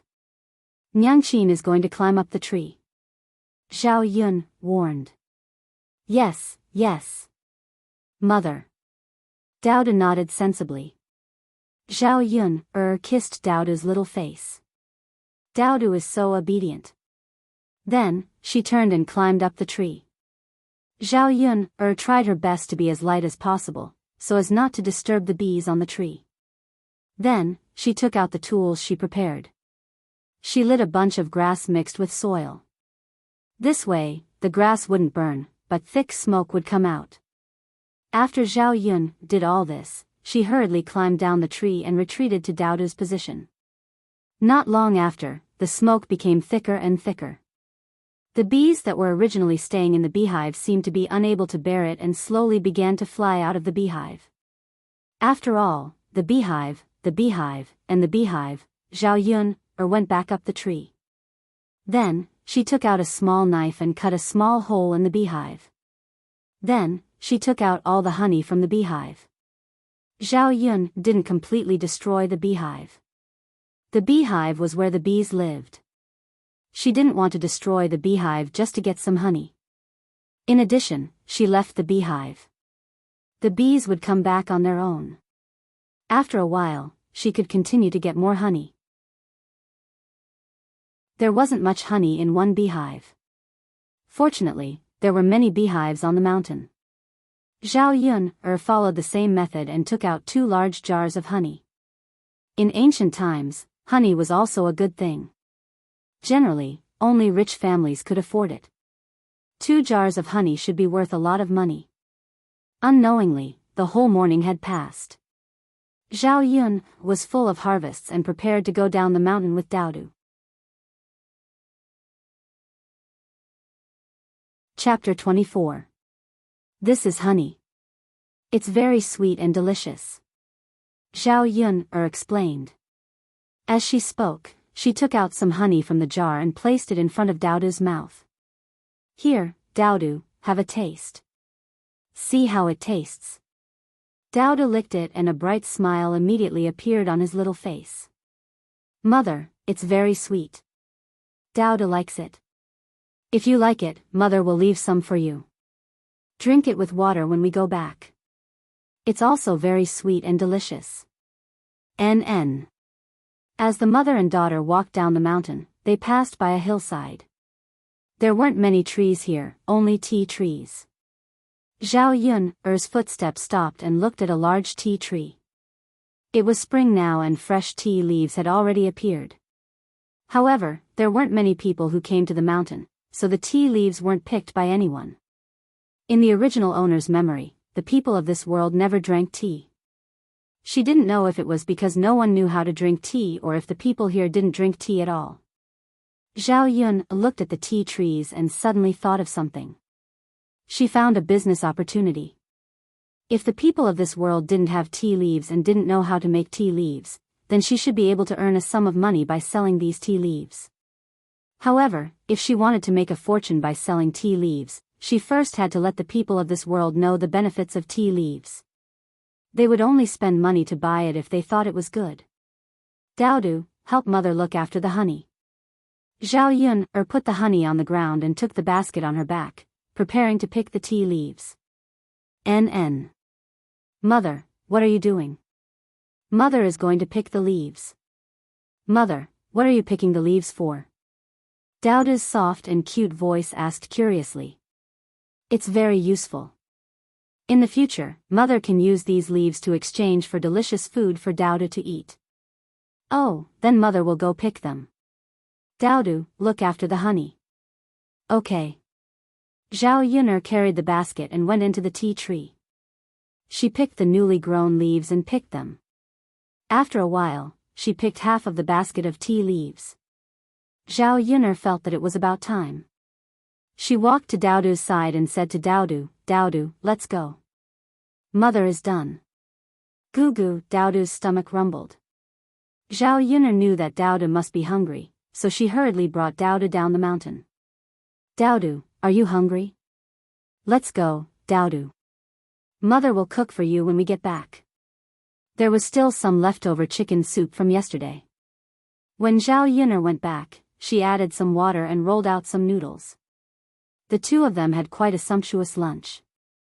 In the afternoon, the sun was just right. Zhao Yun'er took out a large dustpan and put the tea leaves she picked today under the sun to dry. Just as she was free, she saw Aunt Lu from next door come over with a basket in her hand.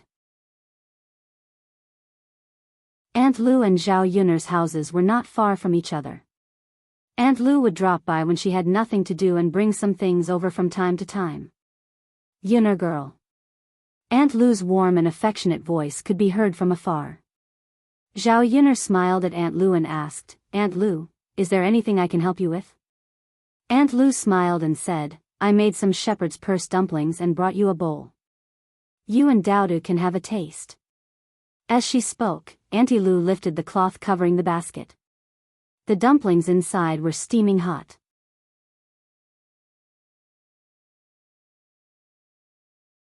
Chapter 25. Thank you, Auntie Lu. Zhao Yun didn't refuse. She knew that Auntie Lu was sincere in giving them to her and Daodu. Don't mention it. It's just a bowl of dumplings. Auntie Lu smiled brightly. Auntie Lu, come in and sit for a while, Zhao Yun said. Auntie Lu nodded with a smile. She had already eaten. Since she had nothing to do, she didn't mind chatting with Zhao Yun for a while. After the two of them entered Zhao Yun'er's house, Zhao Yun'er first poured a glass of water for Auntie Lu, then brought over 10 pigeon eggs from the kitchen. Zhao Yun'er was very grateful for Auntie Lu's help over the past few years. Since she had something good now, she had to give some to Auntie Lu. Auntie Lu hurriedly refused. Yun'er, you should keep these pigeon eggs for yourself and Daodu. Why are you giving them to Auntie?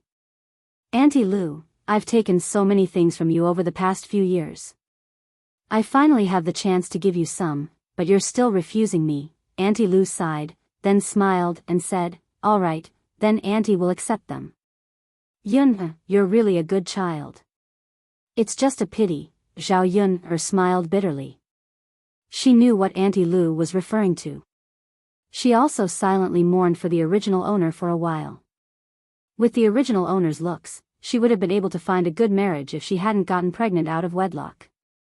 She wouldn't have had such a hard time over the past few years. Grandma Lu, Daodu held a bowl in his hand and brought it to Auntie Lu. He said to Auntie Lu, Grandma Lu, this is the water my mother made for me. It's very sweet. Daodu, you should drink some too. Auntie Lu looked at Daodu's sensible appearance and a trace of tenderness flashed through her eyes.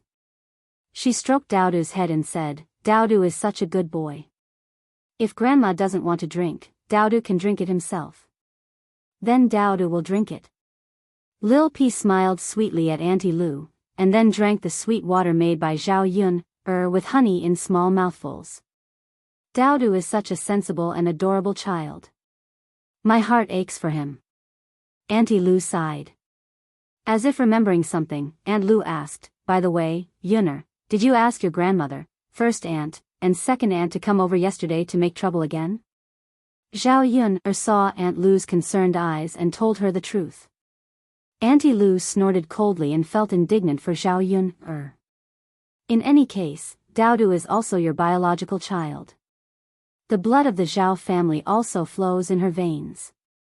How can your grandmother be so cruel? Hasn't she always been like this? But as long as I'm here, I will never allow them to send Daodu away. Auntie Lu sighed and said, Yun'er, Auntie doesn't want to criticize you, but you're still young and can still get married. Why don't Auntie help you find an honest man and marry him? You won't be in the village anymore and your grandmother won't have any ideas about Daodu. Besides, you can't always be single. With Daodu, this woman has no one to rely on and she has a child. Life will be very difficult. Zhao Yun knew that Auntie Lu was trying to persuade her with good intentions, but she was a woman from the 21st century. She was different from the Zhao Yun of the past. If she didn't like the man, she would never force herself to get married.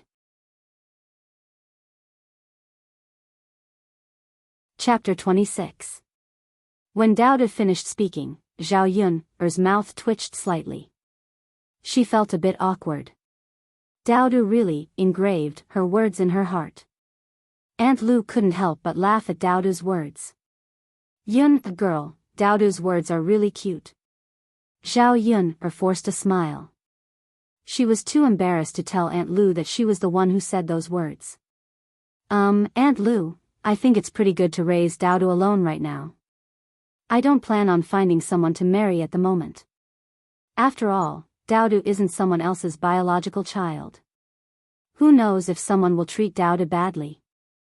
I don't want Dowda to suffer even the slightest bit. Aunt Lu nodded. That's true. Yun, girl, it's been hard on you. It's okay. I think it's pretty good right now. If you want to get married, just tell Auntie. Auntie will definitely try her best to find you a good match. Okay. Oh right, Aunt Lu, I want to go to the city tomorrow. How do I get there? Zhao Yun wanted to sell the 2 jars of honey, but she could only go to the city to sell them. She knew a bit from the original owner's memories. Yang City was about 10 to 20 kilometers away from the village. Yang City wasn't far from the capital. It was very prosperous and many officials in the capital had residences in Yang City. Naturally, there were many rich people in the city. Yun, a girl, you want to go to the city? I got some good stuff. I want to sell it and exchange it for some food. At least Dowda and I won't starve. Zhao Yun explained. Then you can take old man whose ox cart tomorrow morning. The two chatted for a while before Aunt Lu left. They ate too much at noon, so she and Dowda couldn't eat the shepherd's purse dumplings that Aunt Lu sent over. After Dowda drank the honey water, he tugged on Zhao Yun's clothes and said it was delicious. Children all like to eat sweets, and Dowda was no exception. Zhao Yun made a bowl of the 2 jars of honey that she was going to sell. She could make more honey water for Dowda later. Honey was good for the stomach and beauty. She could also drink some. Zhao Yun's life was too hard in the past. Sometimes her stomach would hurt, and her complexion didn't look too good. 2. There was nothing else for the whole afternoon. Zhao Yun stayed in the house with Dowda in addition to turning over the tea leaves. When it was 4 o'clock came over, Zhao Tianfu and Zhao Tianfu came over. Dowda was Dowda. Was Dowda. Was Dowda. Dowda was born after Zhao Yun got pregnant out of wedlock. He was called a little bastard by many people. Therefore, the other children in the village brought Dowda to play with them. Zhao Tianfu usually came over and took Dowda to play with some interesting things. Dowda liked this uncle very much. Big uncle, little uncle, Dowda called out sweetly. Dowda, Zhao Tianfu came over and held Dowda's little hand. Looking at her 2 younger brothers' love for Dowda, the corner of Zhao Yun's mouth also revealed a smile. Zhao Tianfu took Dowda out to play in the village. Zhao Tianan stayed. He wanted to help Zhao Yun, so he filled 2 buckets with water and chopped some firewood. Second sister. Zhao Tianan looked at Zhao Yun. He wanted to say something, but stopped.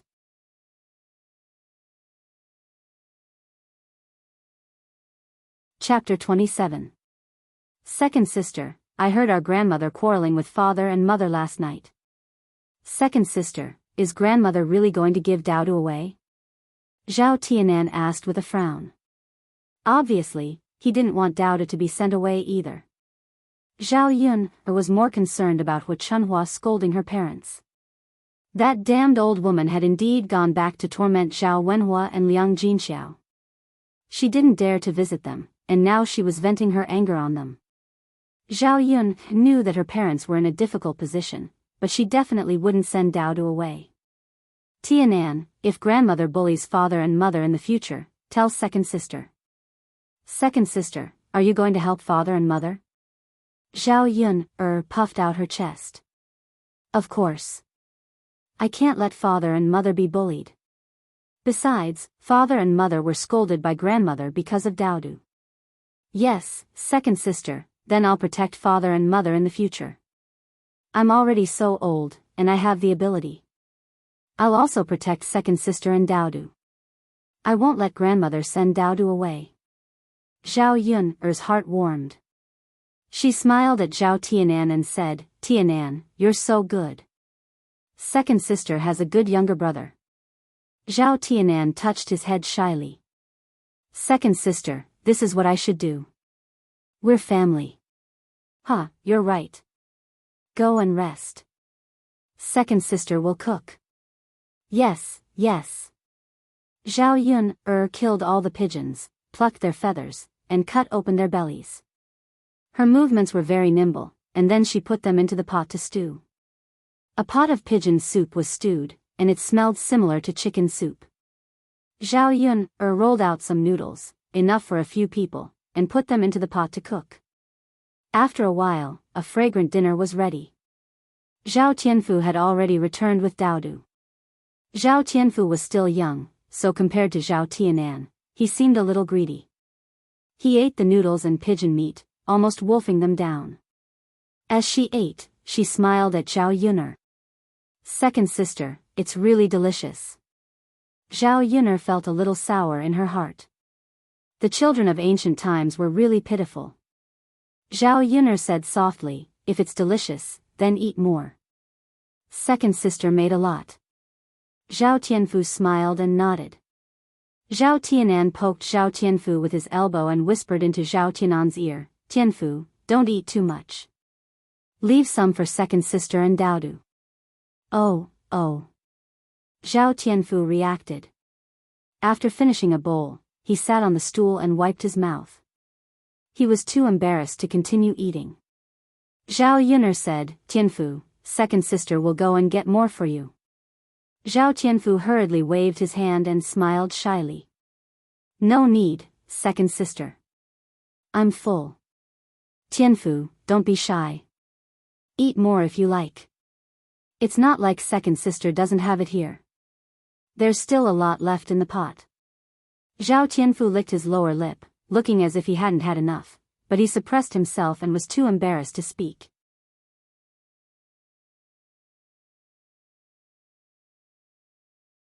Chapter 28. Zhao Yun couldn't bring Daodu with her when she went to town tomorrow. However, she was worried about leaving Daodu alone at home. She needed someone to look after Daodu. Sister, of course, Zhao Tianan and Zhao Tianfu said with a smile. Okay, I'll leave Daodu to you. Don't worry, sister. We'll look after Daodu. We won't let Daodu get bullied. Okay. Zhao Tianan and Zhao Tianfu went back after they were full. This time, Zhao Yun didn't have much pigeon soup left in the pot, so she didn't send any to her parents. When Zhao Tianan and Zhao Tianfu arrived home, old Zhao's family was just about to have lunch. When he called the two of them over to eat, the two of them ran back to their room. Hua Chunhua asked with some doubts, these two boys are really strange, especially Tianan. He hasn't eaten dinner for the past 2 days. Isn't he hungry? In the past, when it's late, he's faster than anyone to grab food. After Hua Chunhua finished speaking, Zhao Ping, who was sitting and eating dinner, snorted coldly. Let's go to that little tch Zhao Yun's place to eat. The dishes on the table were only a few plates of cabbage and shepherd's purse picked from the ridge in the fields. There was nothing else. There wasn't a trace of oil in the dishes. Just looking at them made one lose their appetite. How could they compare to the taste of the chicken soup she drank last night? What can we eat at her place? Hua Chunhua snorted coldly, seemingly very disdainful. Let alone good food, if that little tch could fill her stomach, she would admire it. Zhao Ping, put down her bowl and chopsticks and said to Hua Chunhua, Grandma, you don't know, right? Zhao Yun made chicken soup last night. Tianan had gone to drink chicken soup and eat chicken. Today, he brought Tianfu over. Who knows what good things he's going to eat. At the mention of the chicken soup, Li Chuiying's eyes suddenly lit up. He licked the corner of his mouth as if he was craving for it. Where did that girl get this good stuff? Hu Chunhua was a little puzzled. She didn't know why, but when she heard that Zhao Yun was eating good food, she felt very uncomfortable. Zhao Pinger shrugged her shoulders and said, "Who knows? If he didn't steal it, then he must have gotten it through some other means." After Zhao Pinger finished speaking, Liang Jinxiao glared at her and reprimanded, "Pinger, how could you say that? If you don't want to say it, then don't say it." Zhao Ping pouted and poked at the food in her bowl. It tasted so bad. If it weren't for the fact that she was afraid of starving, she really wouldn't be able to eat it. That girl has grown up. She's learned how to steal things. How can this be? She's going to embarrass our old Zhao family in the future. Hu Chunhua said angrily, as if she had found another reason to look for Zhao Yun. Liang Jinxiao hurriedly explained, "Mother, don't misunderstand. Don't listen to Pinger's nonsense. Yun didn't do anything sneaky. Yesterday, when I went to Yun's place, I saw that she went to the mountains to catch pigeons. She even took some pigeon eggs and stewed them with pigeon soup. It's not chicken soup, it's just pigeon soup." Hu Chunhua snorted coldly, "That girl has indeed grown up. She even went to the mountains to steal birds' nests. It'll be good if she's eaten by wild beasts." "That's enough. Don't you find it annoying to keep chattering? Do you still want to eat?" Zhao Baoshan asked impatiently.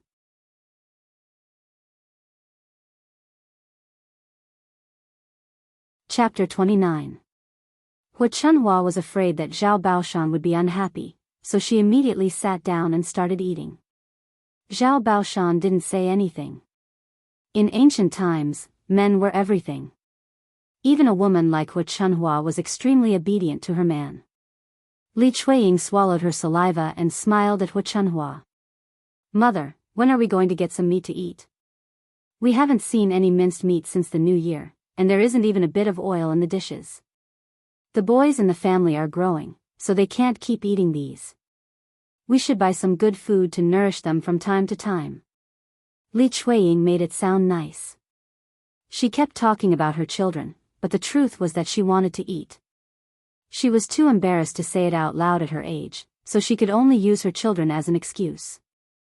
Now that old Zhao's family hadn't split up, the money that the family earned was all given to Hu Chunhua. Moreover, they couldn't keep it for themselves. Otherwise, if Hu Chunhua found out about it, she would scold them for a few days and nights. Usually, when they weren't busy with farm work, the men in the family would find some work to do. If they went to town or the city to help, they could earn more than 10 copper coins a day. All of this money had to be given to Hu Chunhua. However, when Hu Chunhua was in a good mood, she would leave some for the family to spend as pocket money. Zhao Wenhua worked diligently and earned more money in the hopes that Hu Chunhua would be happy and leave him a few copper coins. In other words, he could use this money to buy some food to help Zhao Yuner. However, he didn't have a single copper coin in his private savings. Hu Chunhua glared at Li Chuiying. "Eat, eat, eat, all you know is to eat. Don't think that I don't know what you're thinking. You're the one who wants to eat, and you're dragging the child into it." Not only was Li Chuiying not angry, he even smiled apologetically and said, "Mother, you misunderstood. I really didn't do it for myself. I'm just telling the truth. Our old Zhao family isn't that poor. It's not a big deal to buy some meat for the family to enjoy, right?" Hu Chunhua still glared at Li Chuiying unhappily. "A caddy of meat costs 15 copper coins. If you have the ability to earn it back, I'll buy meat for you." Li Chuiying curled his lips. He didn't say anything, but in his heart, he was cursing Li Chuiying. This stingy old woman. If she could earn 15 copper coins, she would buy it herself secretly. Why would she need to buy meat for the family to enjoy? Zhao Ping poked the cabbage and said to Hu Chunhua, "Grandmother, I think second aunt is right. We haven't eaten meat for months, and there's no oil in the vegetables. Zhao Yun can eat meat. We can't live worse than her, right?" Hu Chunhua was annoyed at the mention of Zhao Yun. He felt that Zhao Pinger's words were also reasonable, Their family's life couldn't be worse than Zhao Yun's, so he said, "That's fine. Tomorrow, I'll go and weigh a gene of pork back for you to eat." As soon as Hua Chunhua finished speaking, the people at the table were unusually excited. They were looking forward to eating pork tomorrow. The next morning, Zhao Yun got up when the sky was still dark. Her eyes were still a little sleepy. She didn't sleep well. Yesterday, she entrusted Daoda to her two younger brothers. Zhao Tianan and Zhao Tianfu came over early and also got up before dawn. Chapter 30. Before she left, she reminded Daoda to listen to his two uncles. Then, she carried the basket on her back and set off. "Tianan, Tianfu, sorry to trouble you. Second sister will bring you delicious food when I come back," Zhao Yun said before she left. "It's okay, second sister. You can go now," Zhao Tianan said. Although Zhao Yun said that she would bring them delicious food, the two younger brothers did not expect Zhao Yun to really bring them food.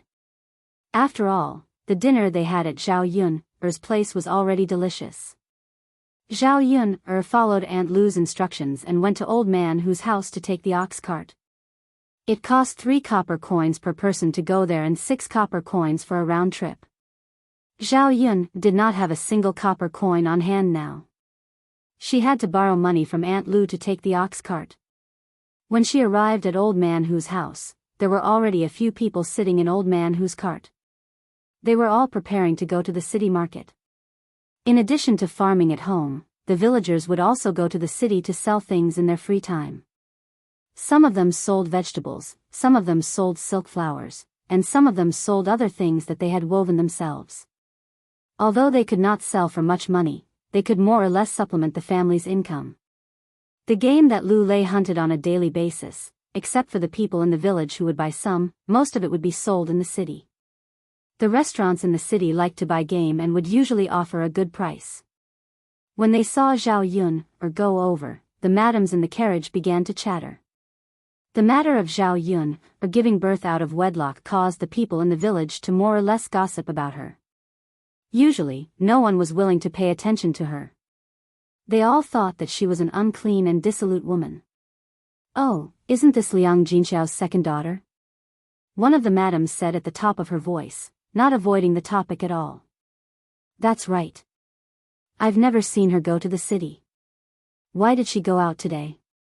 Who knows? She probably went out to sell things. She still has the nerve to come out for a walk. What's there to be embarrassed about? She can even do the ugly thing of having a child out of wedlock. What else can't she do?" "That's true. TSK, TSK, TSK. Just by looking at their lofty ideals, the shady business they did was disgusting. Sigh, if it was my daughter, I would have broken half of her leg. These women just had nothing to do and were bored to death. When they finally had something to talk about, they liked to grab onto it and not let it go. Make fun of yourself by making fun of others." Even in front of Zhao Yun, he did not know how to restrain himself. Zhao Yun was too lazy to argue with these women. These rural women had no manners at all. If he argued with them, he would feel that it was a waste of his saliva. He would just treat it as if they were farting. Zhao Yun walked over with a basket on her back. Father Hu greeted Zhao Yun amiably. "Yun, you're also going to the city today?" Zhao Yun also smiled and nodded at Father Hu. "Yes, I'm going to the town to sell some things in exchange for some food."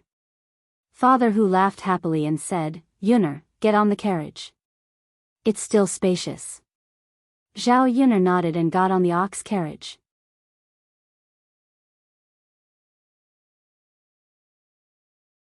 Chapter 31. When she leaned over, she realized that there was nothing much in Zhao Yun's basket. There were only 2 ceramic jars. The jars were covered, so she couldn't tell what was inside. A woman in her 30s forced a smile and said to Zhao Yun, "Lass, what's in your basket?" Zhao Yun replied indifferently, "Nothing." How could the woman believe Zhao Yun's excuse? She grinned and leaned over.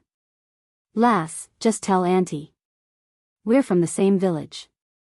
When we go to the city to sell something good, we'll tell each other. Of course it's not as good as Auntie's. If I tell you, I'm afraid you'll laugh at me, so it's better not to say, Zhao Yun said. When the woman saw that Zhao Yun didn't want to say anything, she felt bored and couldn't help but scold her. If you don't want to say it, then don't say it. Anyway, it's definitely not something good. There are some people in the city who haven't been there before. If they sell something they think is precious, probably no one will want it. When you go to the city, you won't be able to sell the thing and even have to pay for the carriage. These words were naturally for Zhao Yun to hear. Zhao Yun's lips curled up slightly. Instead, she smiled and said politely, "Thank you for your concern, Auntie, but this is my business." The woman was so angry at Zhao Yun that she snorted softly. She turned around and scolded Zhao Yun in front of the other women. Zhao Yun pretended not to hear. Her mouth was on other people's bodies. Why should she care about what other people said? Zhao Yun sat on the ox cart and waited for a while. Later, a few people came one after another. Seeing that it was about time, old man who shouted and prepared to set off. The ox cart's speed wasn't as fast as the horse carriage.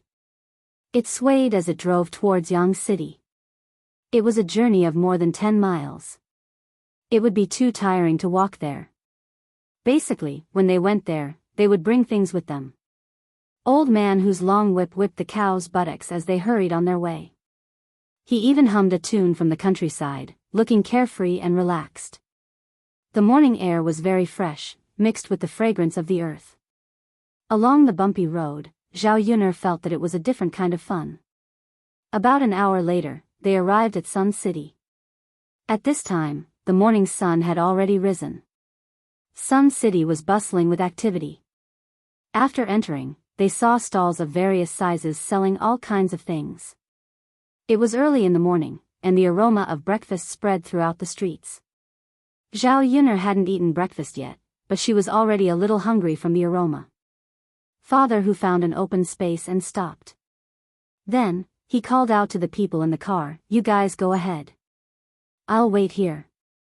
After he finished speaking, he took out his tobacco pipe and tobacco pouch, sat on the ox cart, and began to leisurely smoke. The women who brought things over to sell alighted one after another. There was a fixed place to set up stalls in the city to sell things. When they went there, they had to pay a booth fee of 3 copper coins.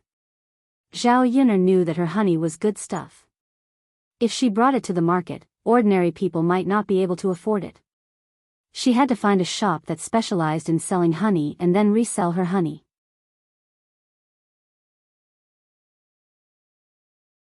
Chapter 32. Zhao Yun shook her head and said, "Thank you for your concern, Auntie. I can't sell the things I brought to the market. I have to try my luck elsewhere." "All right then.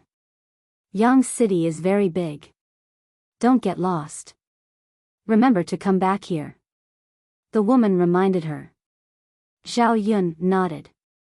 "Thank you, Auntie." With that, she carried the basket on her back and walked on the streets of Yang City. She began to look for a shop that could sell honey. There were many shops on this street, and they sold a lot of things. If she had money. Zhao Yun wanted to make a good purchase.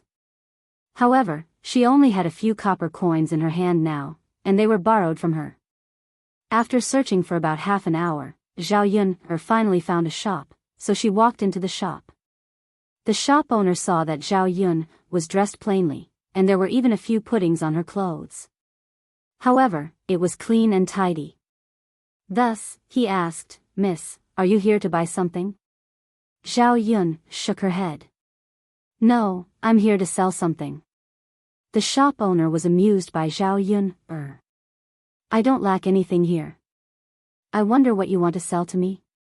The shop owner was still polite and did not chase Zhao Yun out of the shop.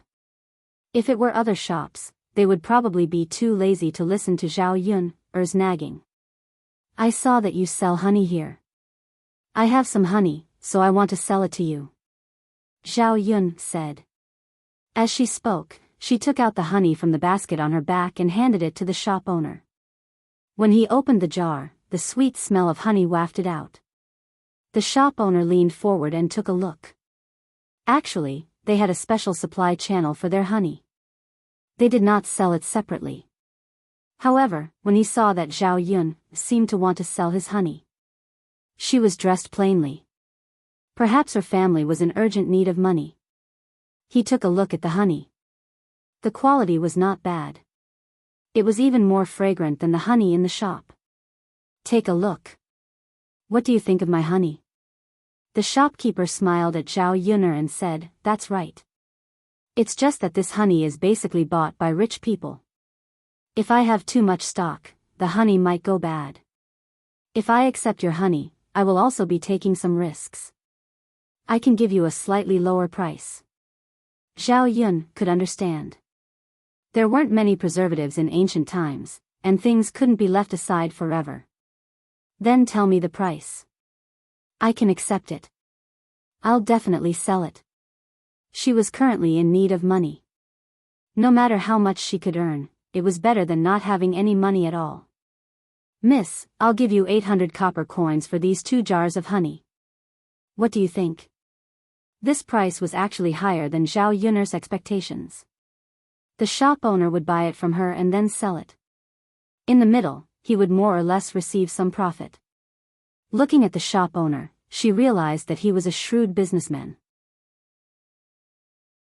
The price he gave her should be reasonable. After thinking for a while, he replied, All right, 800 copper coins it is. Okay. The shop owner settled the bill for Zhao Yun'er and told her that if she had more, she could send it directly to the shop. It was considered a long-term business. With 800 copper coins in her hand, Zhao Yun'er was a little excited. This was the first pot of gold she had earned since she came to this world. It would only get better and better in the future. 800 copper coins was not a small amount in the countryside. Pork was only 15 copper coins per catty. Converted to the money of this era, it was equivalent to 800 yuan in the 21st century.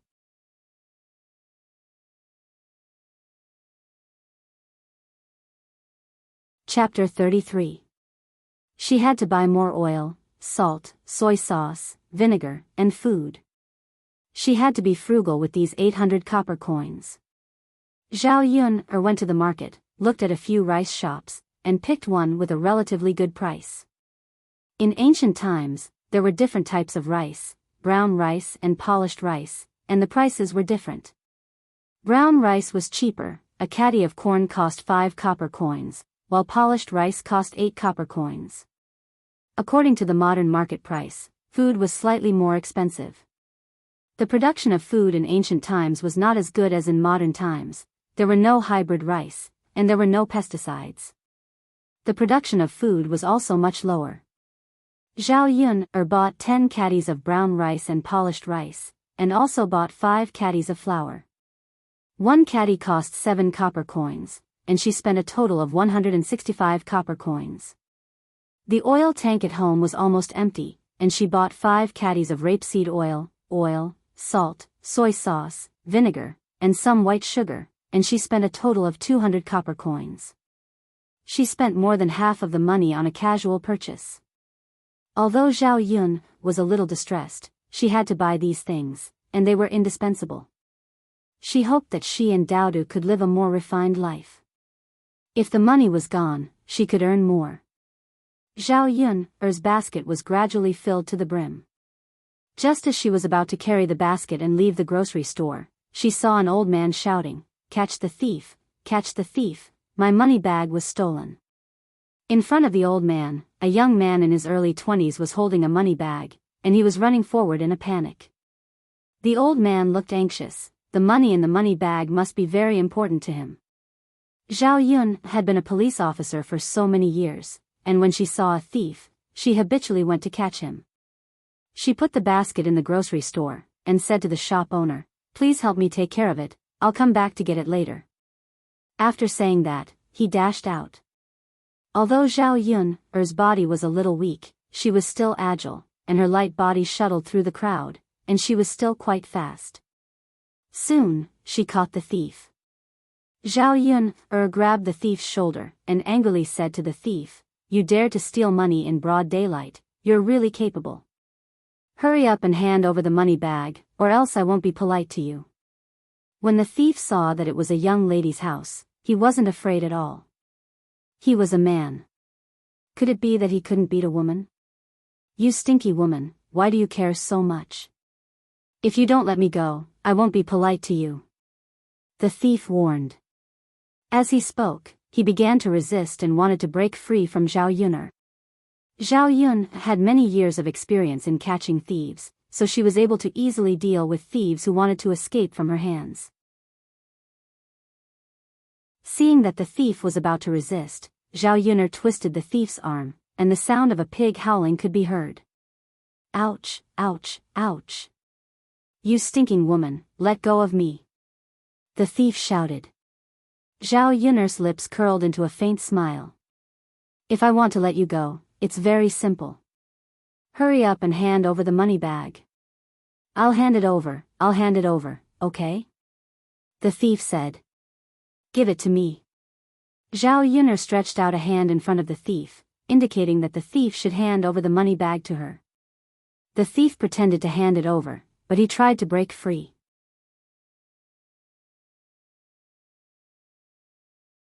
Chapter 34.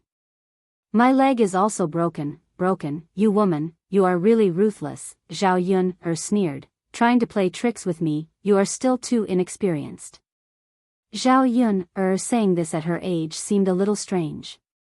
If he fell in the hands of others, it would be fine, but to fall in the hands of a little girl, the thief suddenly felt that he had lost face. But the strange thing was that he, a young lad, could not even resist a little girl. The fight between the two people attracted a lot of people to watch. Seeing a little girl being able to suppress a big man, it was very novel. This thief was called Huang San, because of stealing things. He was also considered to be famous in the city. He often robbed some women and children's things. Being young and impetuous, he ran fast, others could not catch him in a short time, so he could only suffer in silence. Most of the people on the street were doing business. They saw too much, so they did not have the time to care about this kind of thing. Who would have thought that today, a little girl would appear and actually catch Huang San? This little grandson, he usually does a lot of bad things. It's good to catch him, he is so young, he can't do anything well, so he wants to steal things, to be a thief. He should be properly taught a lesson, doing shameful things. Hit him, hit him. More and more people gathered around. All of them were clapping and cheering for Zhao Yun, and started to curse Huang San. "Miss, I will give it to you, this time I will really give it to you, okay? Let me go." Huang San started to admit defeat and begged for mercy. As he spoke, he obediently took out the money bag and handed it to Zhao Yun. Zhao Yun did not intend to let Huang San go just like that. In the 21st century, when she caught a thief, under normal circumstances, she would bring them back to the police station. The old grandpa who had his money bag stolen caught up with them, panting.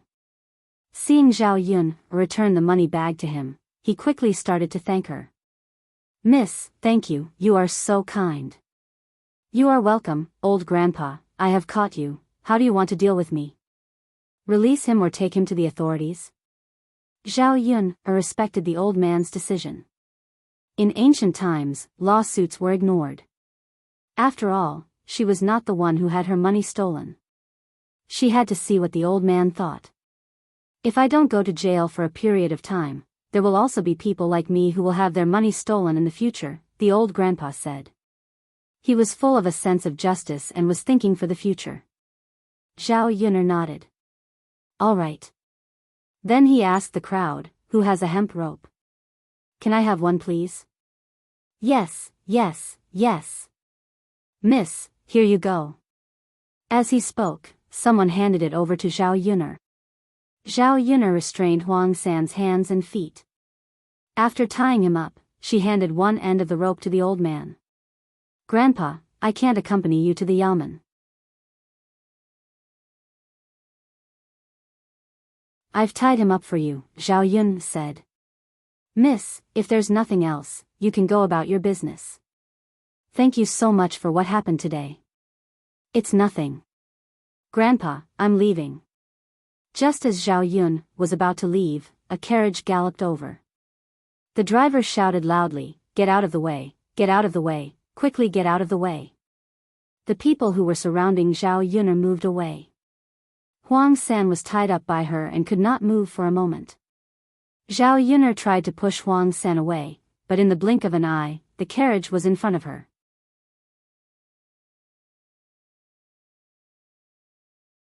Chapter 35. Because of the sudden braking, the carriage went to the side.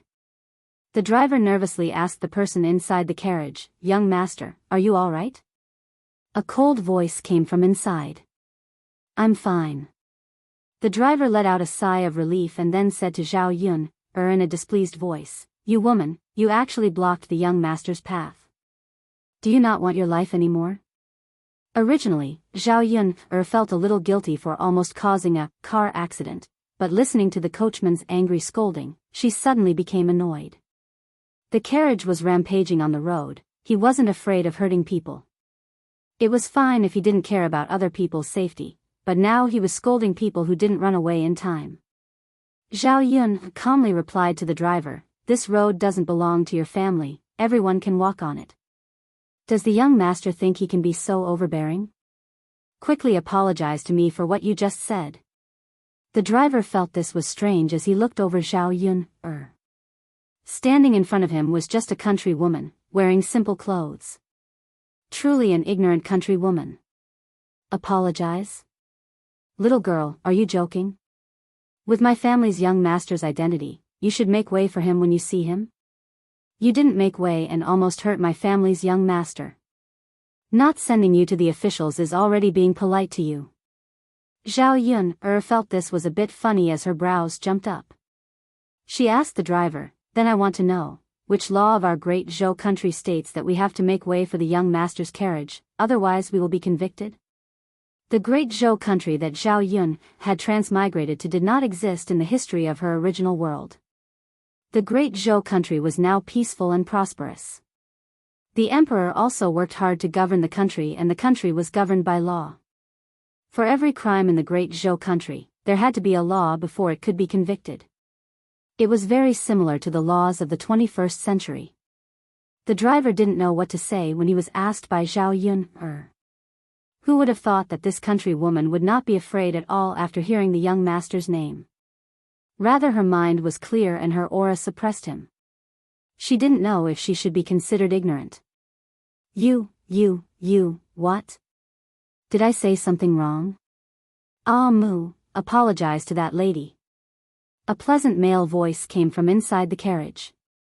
His voice was a little hoarse and deep, but it had a hint of masculine charm. Zhao Yun was immediately attracted by the voice. She walked towards the carriage, curious as to what kind of man was sitting in the carriage. "Your Highness."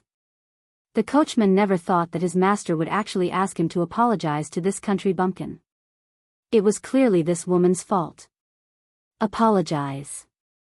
The man's voice in the carriage became colder. The coachman felt helpless. He could not disobey the order, so he could only say to Zhao Yun, "Miss, I'm sorry. It's my fault." Zhao Yun was not an aggressive person. Since the other party had apologized, she would not say too much. Instead, he said to the man in the carriage, "Your coachman isn't much, but your master's attitude isn't bad. This lady is a great person who doesn't hold a grudge against a petty person and forgives you." The man in the carriage couldn't help but curl up the corners of his mouth. His smile had a trace of evil charm.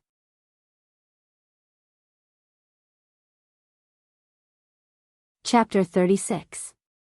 At the moment when the carriage curtain was lifted, Zhao Yun suddenly stared blankly. The man sitting inside was wearing a purple brocade robe and had a noble temperament.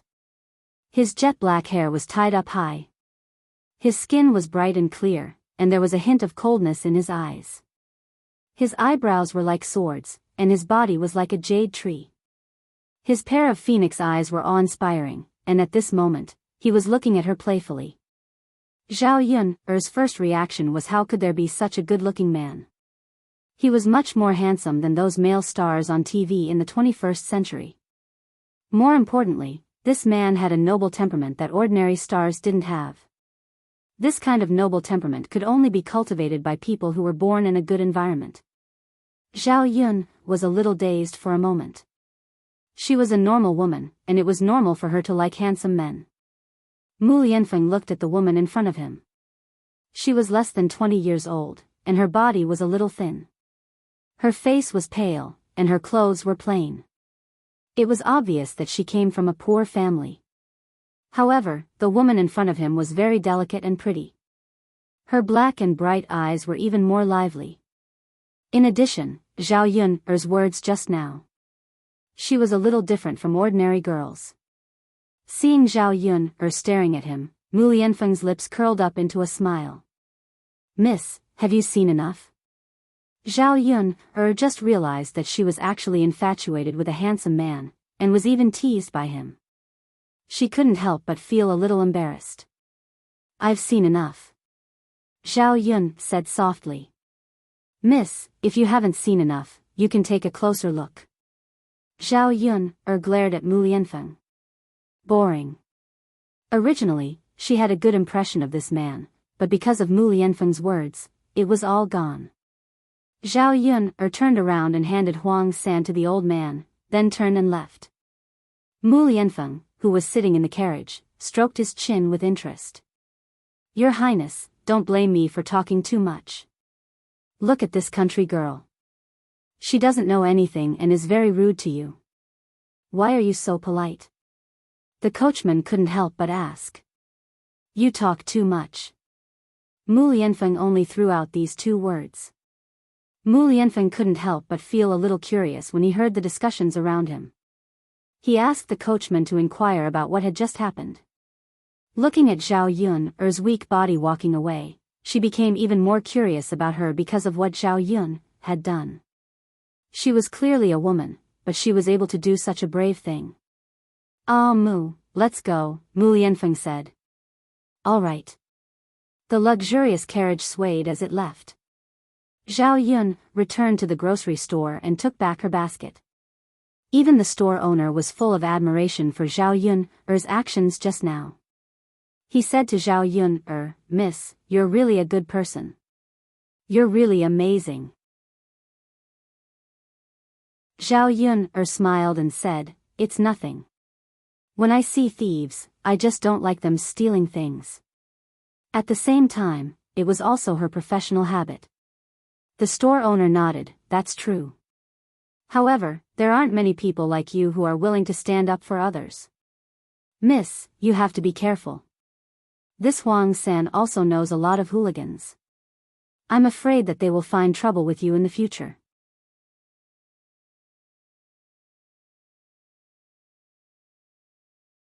Chapter 37. Alright, Mississippi. Take care. I'll give you a discount the next time you come here. Alright. Zhao Yun carried the basket on her back and walked out of the grocery store. She then went to other places to see if there was anything else she wanted to buy. It was her first time coming to a place like this. She had only seen it on television before. Now that she was here, she felt that it was a novel experience. He glanced left and right. She had not eaten breakfast, walked for a long time, caught a thief, and now carried something on her back. She felt that she was exhausted. When she reached a snack stall, Zhao Yun prepared to buy something to fill her stomach. Boss, how much is this bun? Zhao Yun asked. The boss chuckled and said, Miss, this vegetable bun is 1 copper coin for 2, and 1 meat bun is 1 copper coin for 1. Zhao Yun nodded. After conversion, it was about the same as the prices in the 21st century. Thus, she called out to the boss of the bun shop, Boss, give me 2 vegetable buns and 6 meat buns. All right, the boss chuckled in response. Then, he took a piece of butter paper and wrapped the buns together before handing it to Zhao Yun. Miss, these are the buns you wanted. Take them. When Zhao Yun took them, she handed over 7 copper coins. She only needed to eat 2 vegetable buns. The meat buns were for Daodu and her 2 younger brothers. The ancient era was not like the modern era. There were very few opportunities to eat meat. They might not even be able to eat it once in a few months. For those who were not well off, they could only eat it during the new year. Therefore, meat buns were definitely considered a luxury in the countryside. After eating 2 vegetable buns, Zhao Yun was finally not very hungry. Then, she went to the market and bought some pork. Pork was 15 copper coins per catty. Zhao Yun bought 1 catty and some large bones. Ancient times were different from modern times. Modern people bought bones to make bone soup to nourish their bodies, but ancient people liked to buy pork. The fatter the pork, the better. This was because ancient people used too little oil when cooking. There was a lot of lard in the fatty meat, so they liked the greasy feeling more.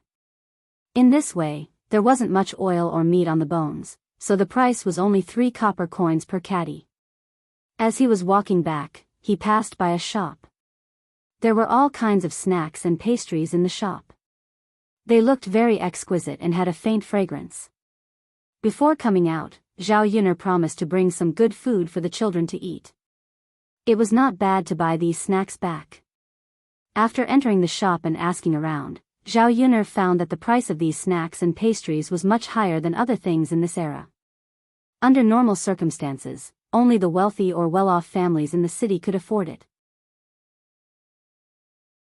A good box of pastries cost a few taels of silver, and even the worst ones cost a few hundred copper coins. After walking around, Zhao Yun'er bought some candies. Children love to eat candies, so the price of these candies was within her acceptable range. 1 catty was 25 copper coins. Zhao Yun'er asked the shop owner to wrap 1 catty in butter paper and bring it back. After buying everything, she returned to Old Man Hu's place. There were not many people there yet. Old Man Hu smiled kindly at Zhao Yun'er. "Girl, you sold these things so quickly?" "Yes. Your basket is full. You must have bought a lot of things."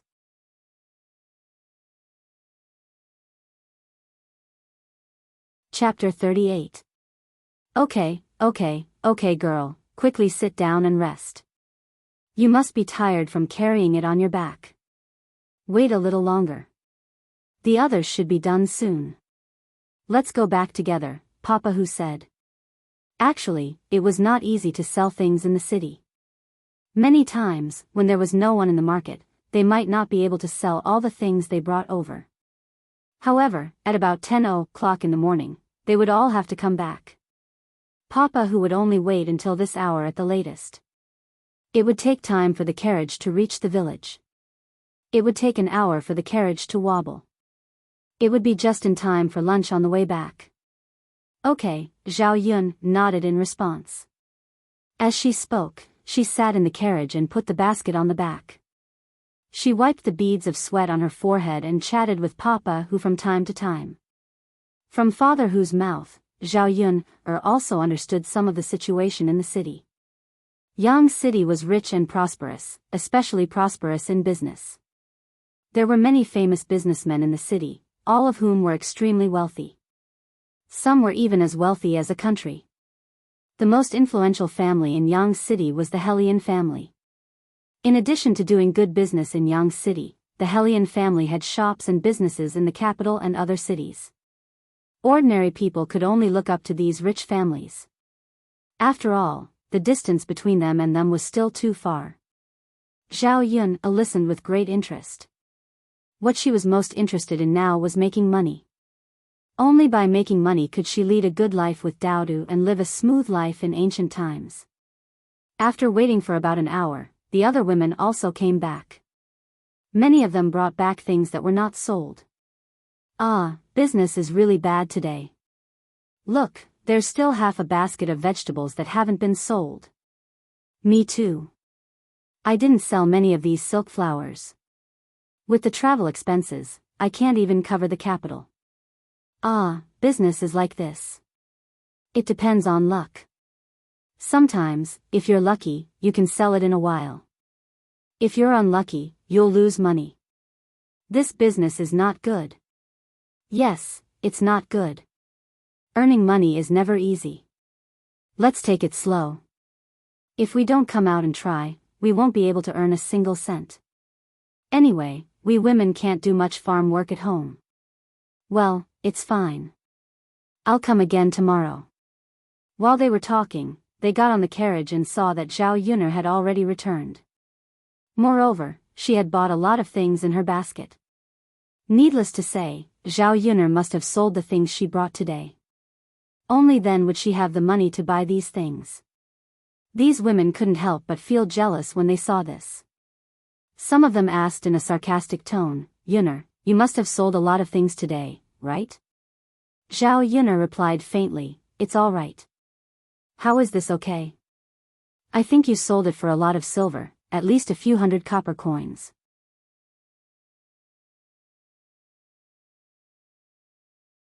"Don't you think so?" The other women also responded, "That's for sure. The things in this basket add up to a few hundred copper coins. The things sold will definitely be worth more than that. That's really a lot of money. I sold it for so long, but I only sold it for 20 copper coins."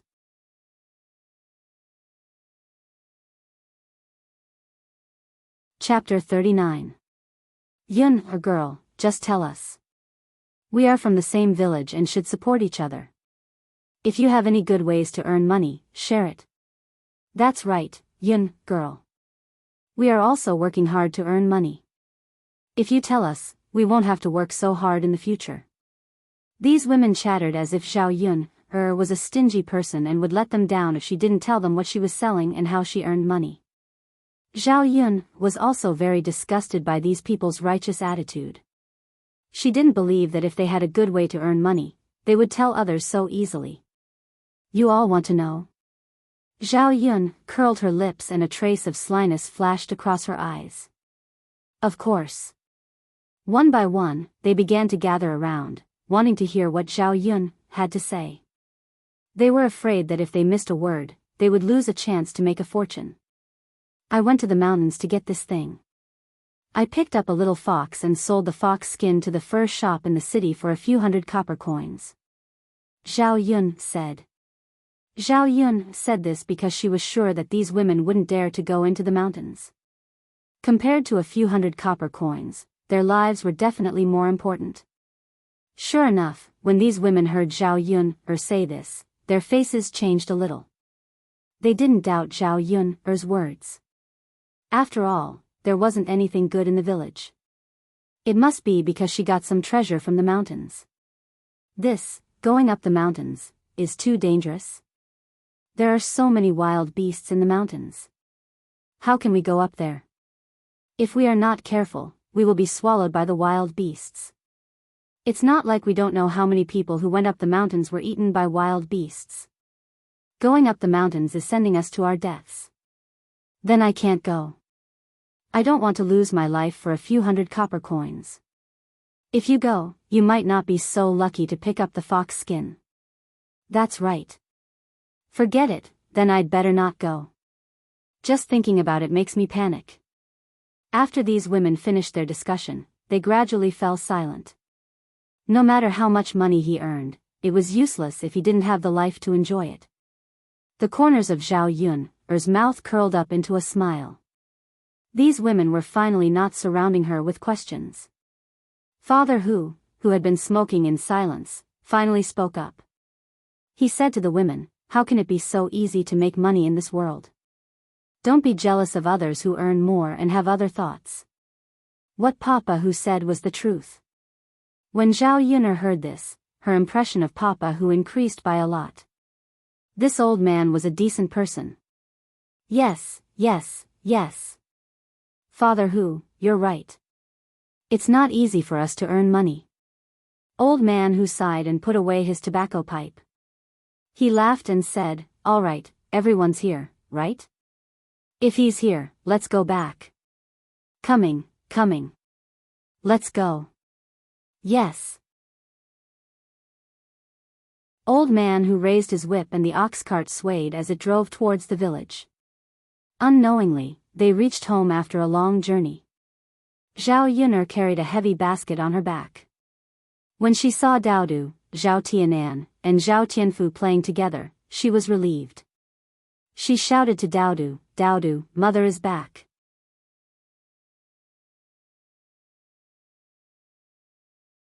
Chapter 40. Mother. The little guy looked very excited, probably because he had never left her side for such a long time. Zhao Yuner patted Daodu's little head and said, "Let's go, Daodu, go inside. Mother brought you delicious food." "Uh-huh." Daodu nodded heavily and responded with a soft voice. Zhao Tianan and Zhao Tianfu also entered the room. Zhao Yuner took down the basket on her back and took out a few meat buns from it. "Come, eat. Eat some meat buns first to fill your stomach. You must be hungry all morning." The meat buns emitted a meaty aroma, and the children immediately looked at them with eager eyes. "Second sister, did you buy meat buns?" Zhao Tianfu asked. He seemed to be swallowing his saliva into his stomach. Zhao Yuner nodded and said, "Yes, meat buns." As she spoke, she opened the butter paper and handed it to the children. "You can eat it. It's still warm." Zhao Tianan and Zhao Tianfu were a little embarrassed. They had never tasted meat buns before. It was a good thing, and their family was usually willing to buy it back. "You too are still embarrassed? Take it. Second sister specially brought it for you to eat. Don't be shy." Zhao Yuner stuffed the meat buns into the hands of the two people. Zhao Tianan and Zhao Tianfu then ate. Daodu held the meat buns in his hands, looked up at Zhao Yuner, and asked in a soft and cute voice, "Mother, you don't want to eat?" "Mother has already eaten." "Oh. Then Daodu can rest assured." Daodu smiled sweetly at Zhao Yuner, making her heart soften. Because it was their first time eating meat buns, when they tasted meat, they were very happy and showed a satisfied expression. "Mother, the meat buns are delicious." "Second sister, the meat buns are delicious. We've never eaten them before." Zhao Yuner's mouth hung a tranquil smile. "There's still meat for lunch. This is just to fill your stomachs." "Mother, there's still meat for lunch?" Daodu's beautiful eyes lit up. "Yes. Mother, Daodu likes to eat meat. Daodu is so happy. Then Daodu should eat more for lunch." Zhao Yuner smiled and touched Daodu's little face. This little guy really needed some nourishment. When she earned more money, she would feed Daodu until he was chubbier and cuter. It was better for children to be chubby. "Second sister, Tianfu and I should go back at noon," Zhao Tianan said. She had been eating at Zhao Yuner's place for several meals in a row. She felt that it was not very good. "What's wrong, Tianan? Can't you eat at second sister's place?" "No. Second sister, I always eat at your place. I feel bad about it." "Haha, what's wrong with that? Why are you always so polite with me? In the future, second sister will often go out. Will I be embarrassed to ask you to help me look after Daodu?" "Second sister, if you're polite with me, then I won't ask you for help in the future. We're a family, so there's no need to draw such a clear line." Zhao Tianan bit his lower lip. He was convinced by Zhao Yuner. "Okay, second sister, then I'll stay and eat." "That's right. Not only this time, you can't say such things to me in the future." Zhao Yuner took out the candy from the basket and stuffed some into the children's hands. Then she let them go out to play and come back later. She was going to make lunch. You're tuning into the Biyao's Wuxia Chronicles YouTube channel. Don't forget to subscribe and join us on this journey to catch the most captivating stories.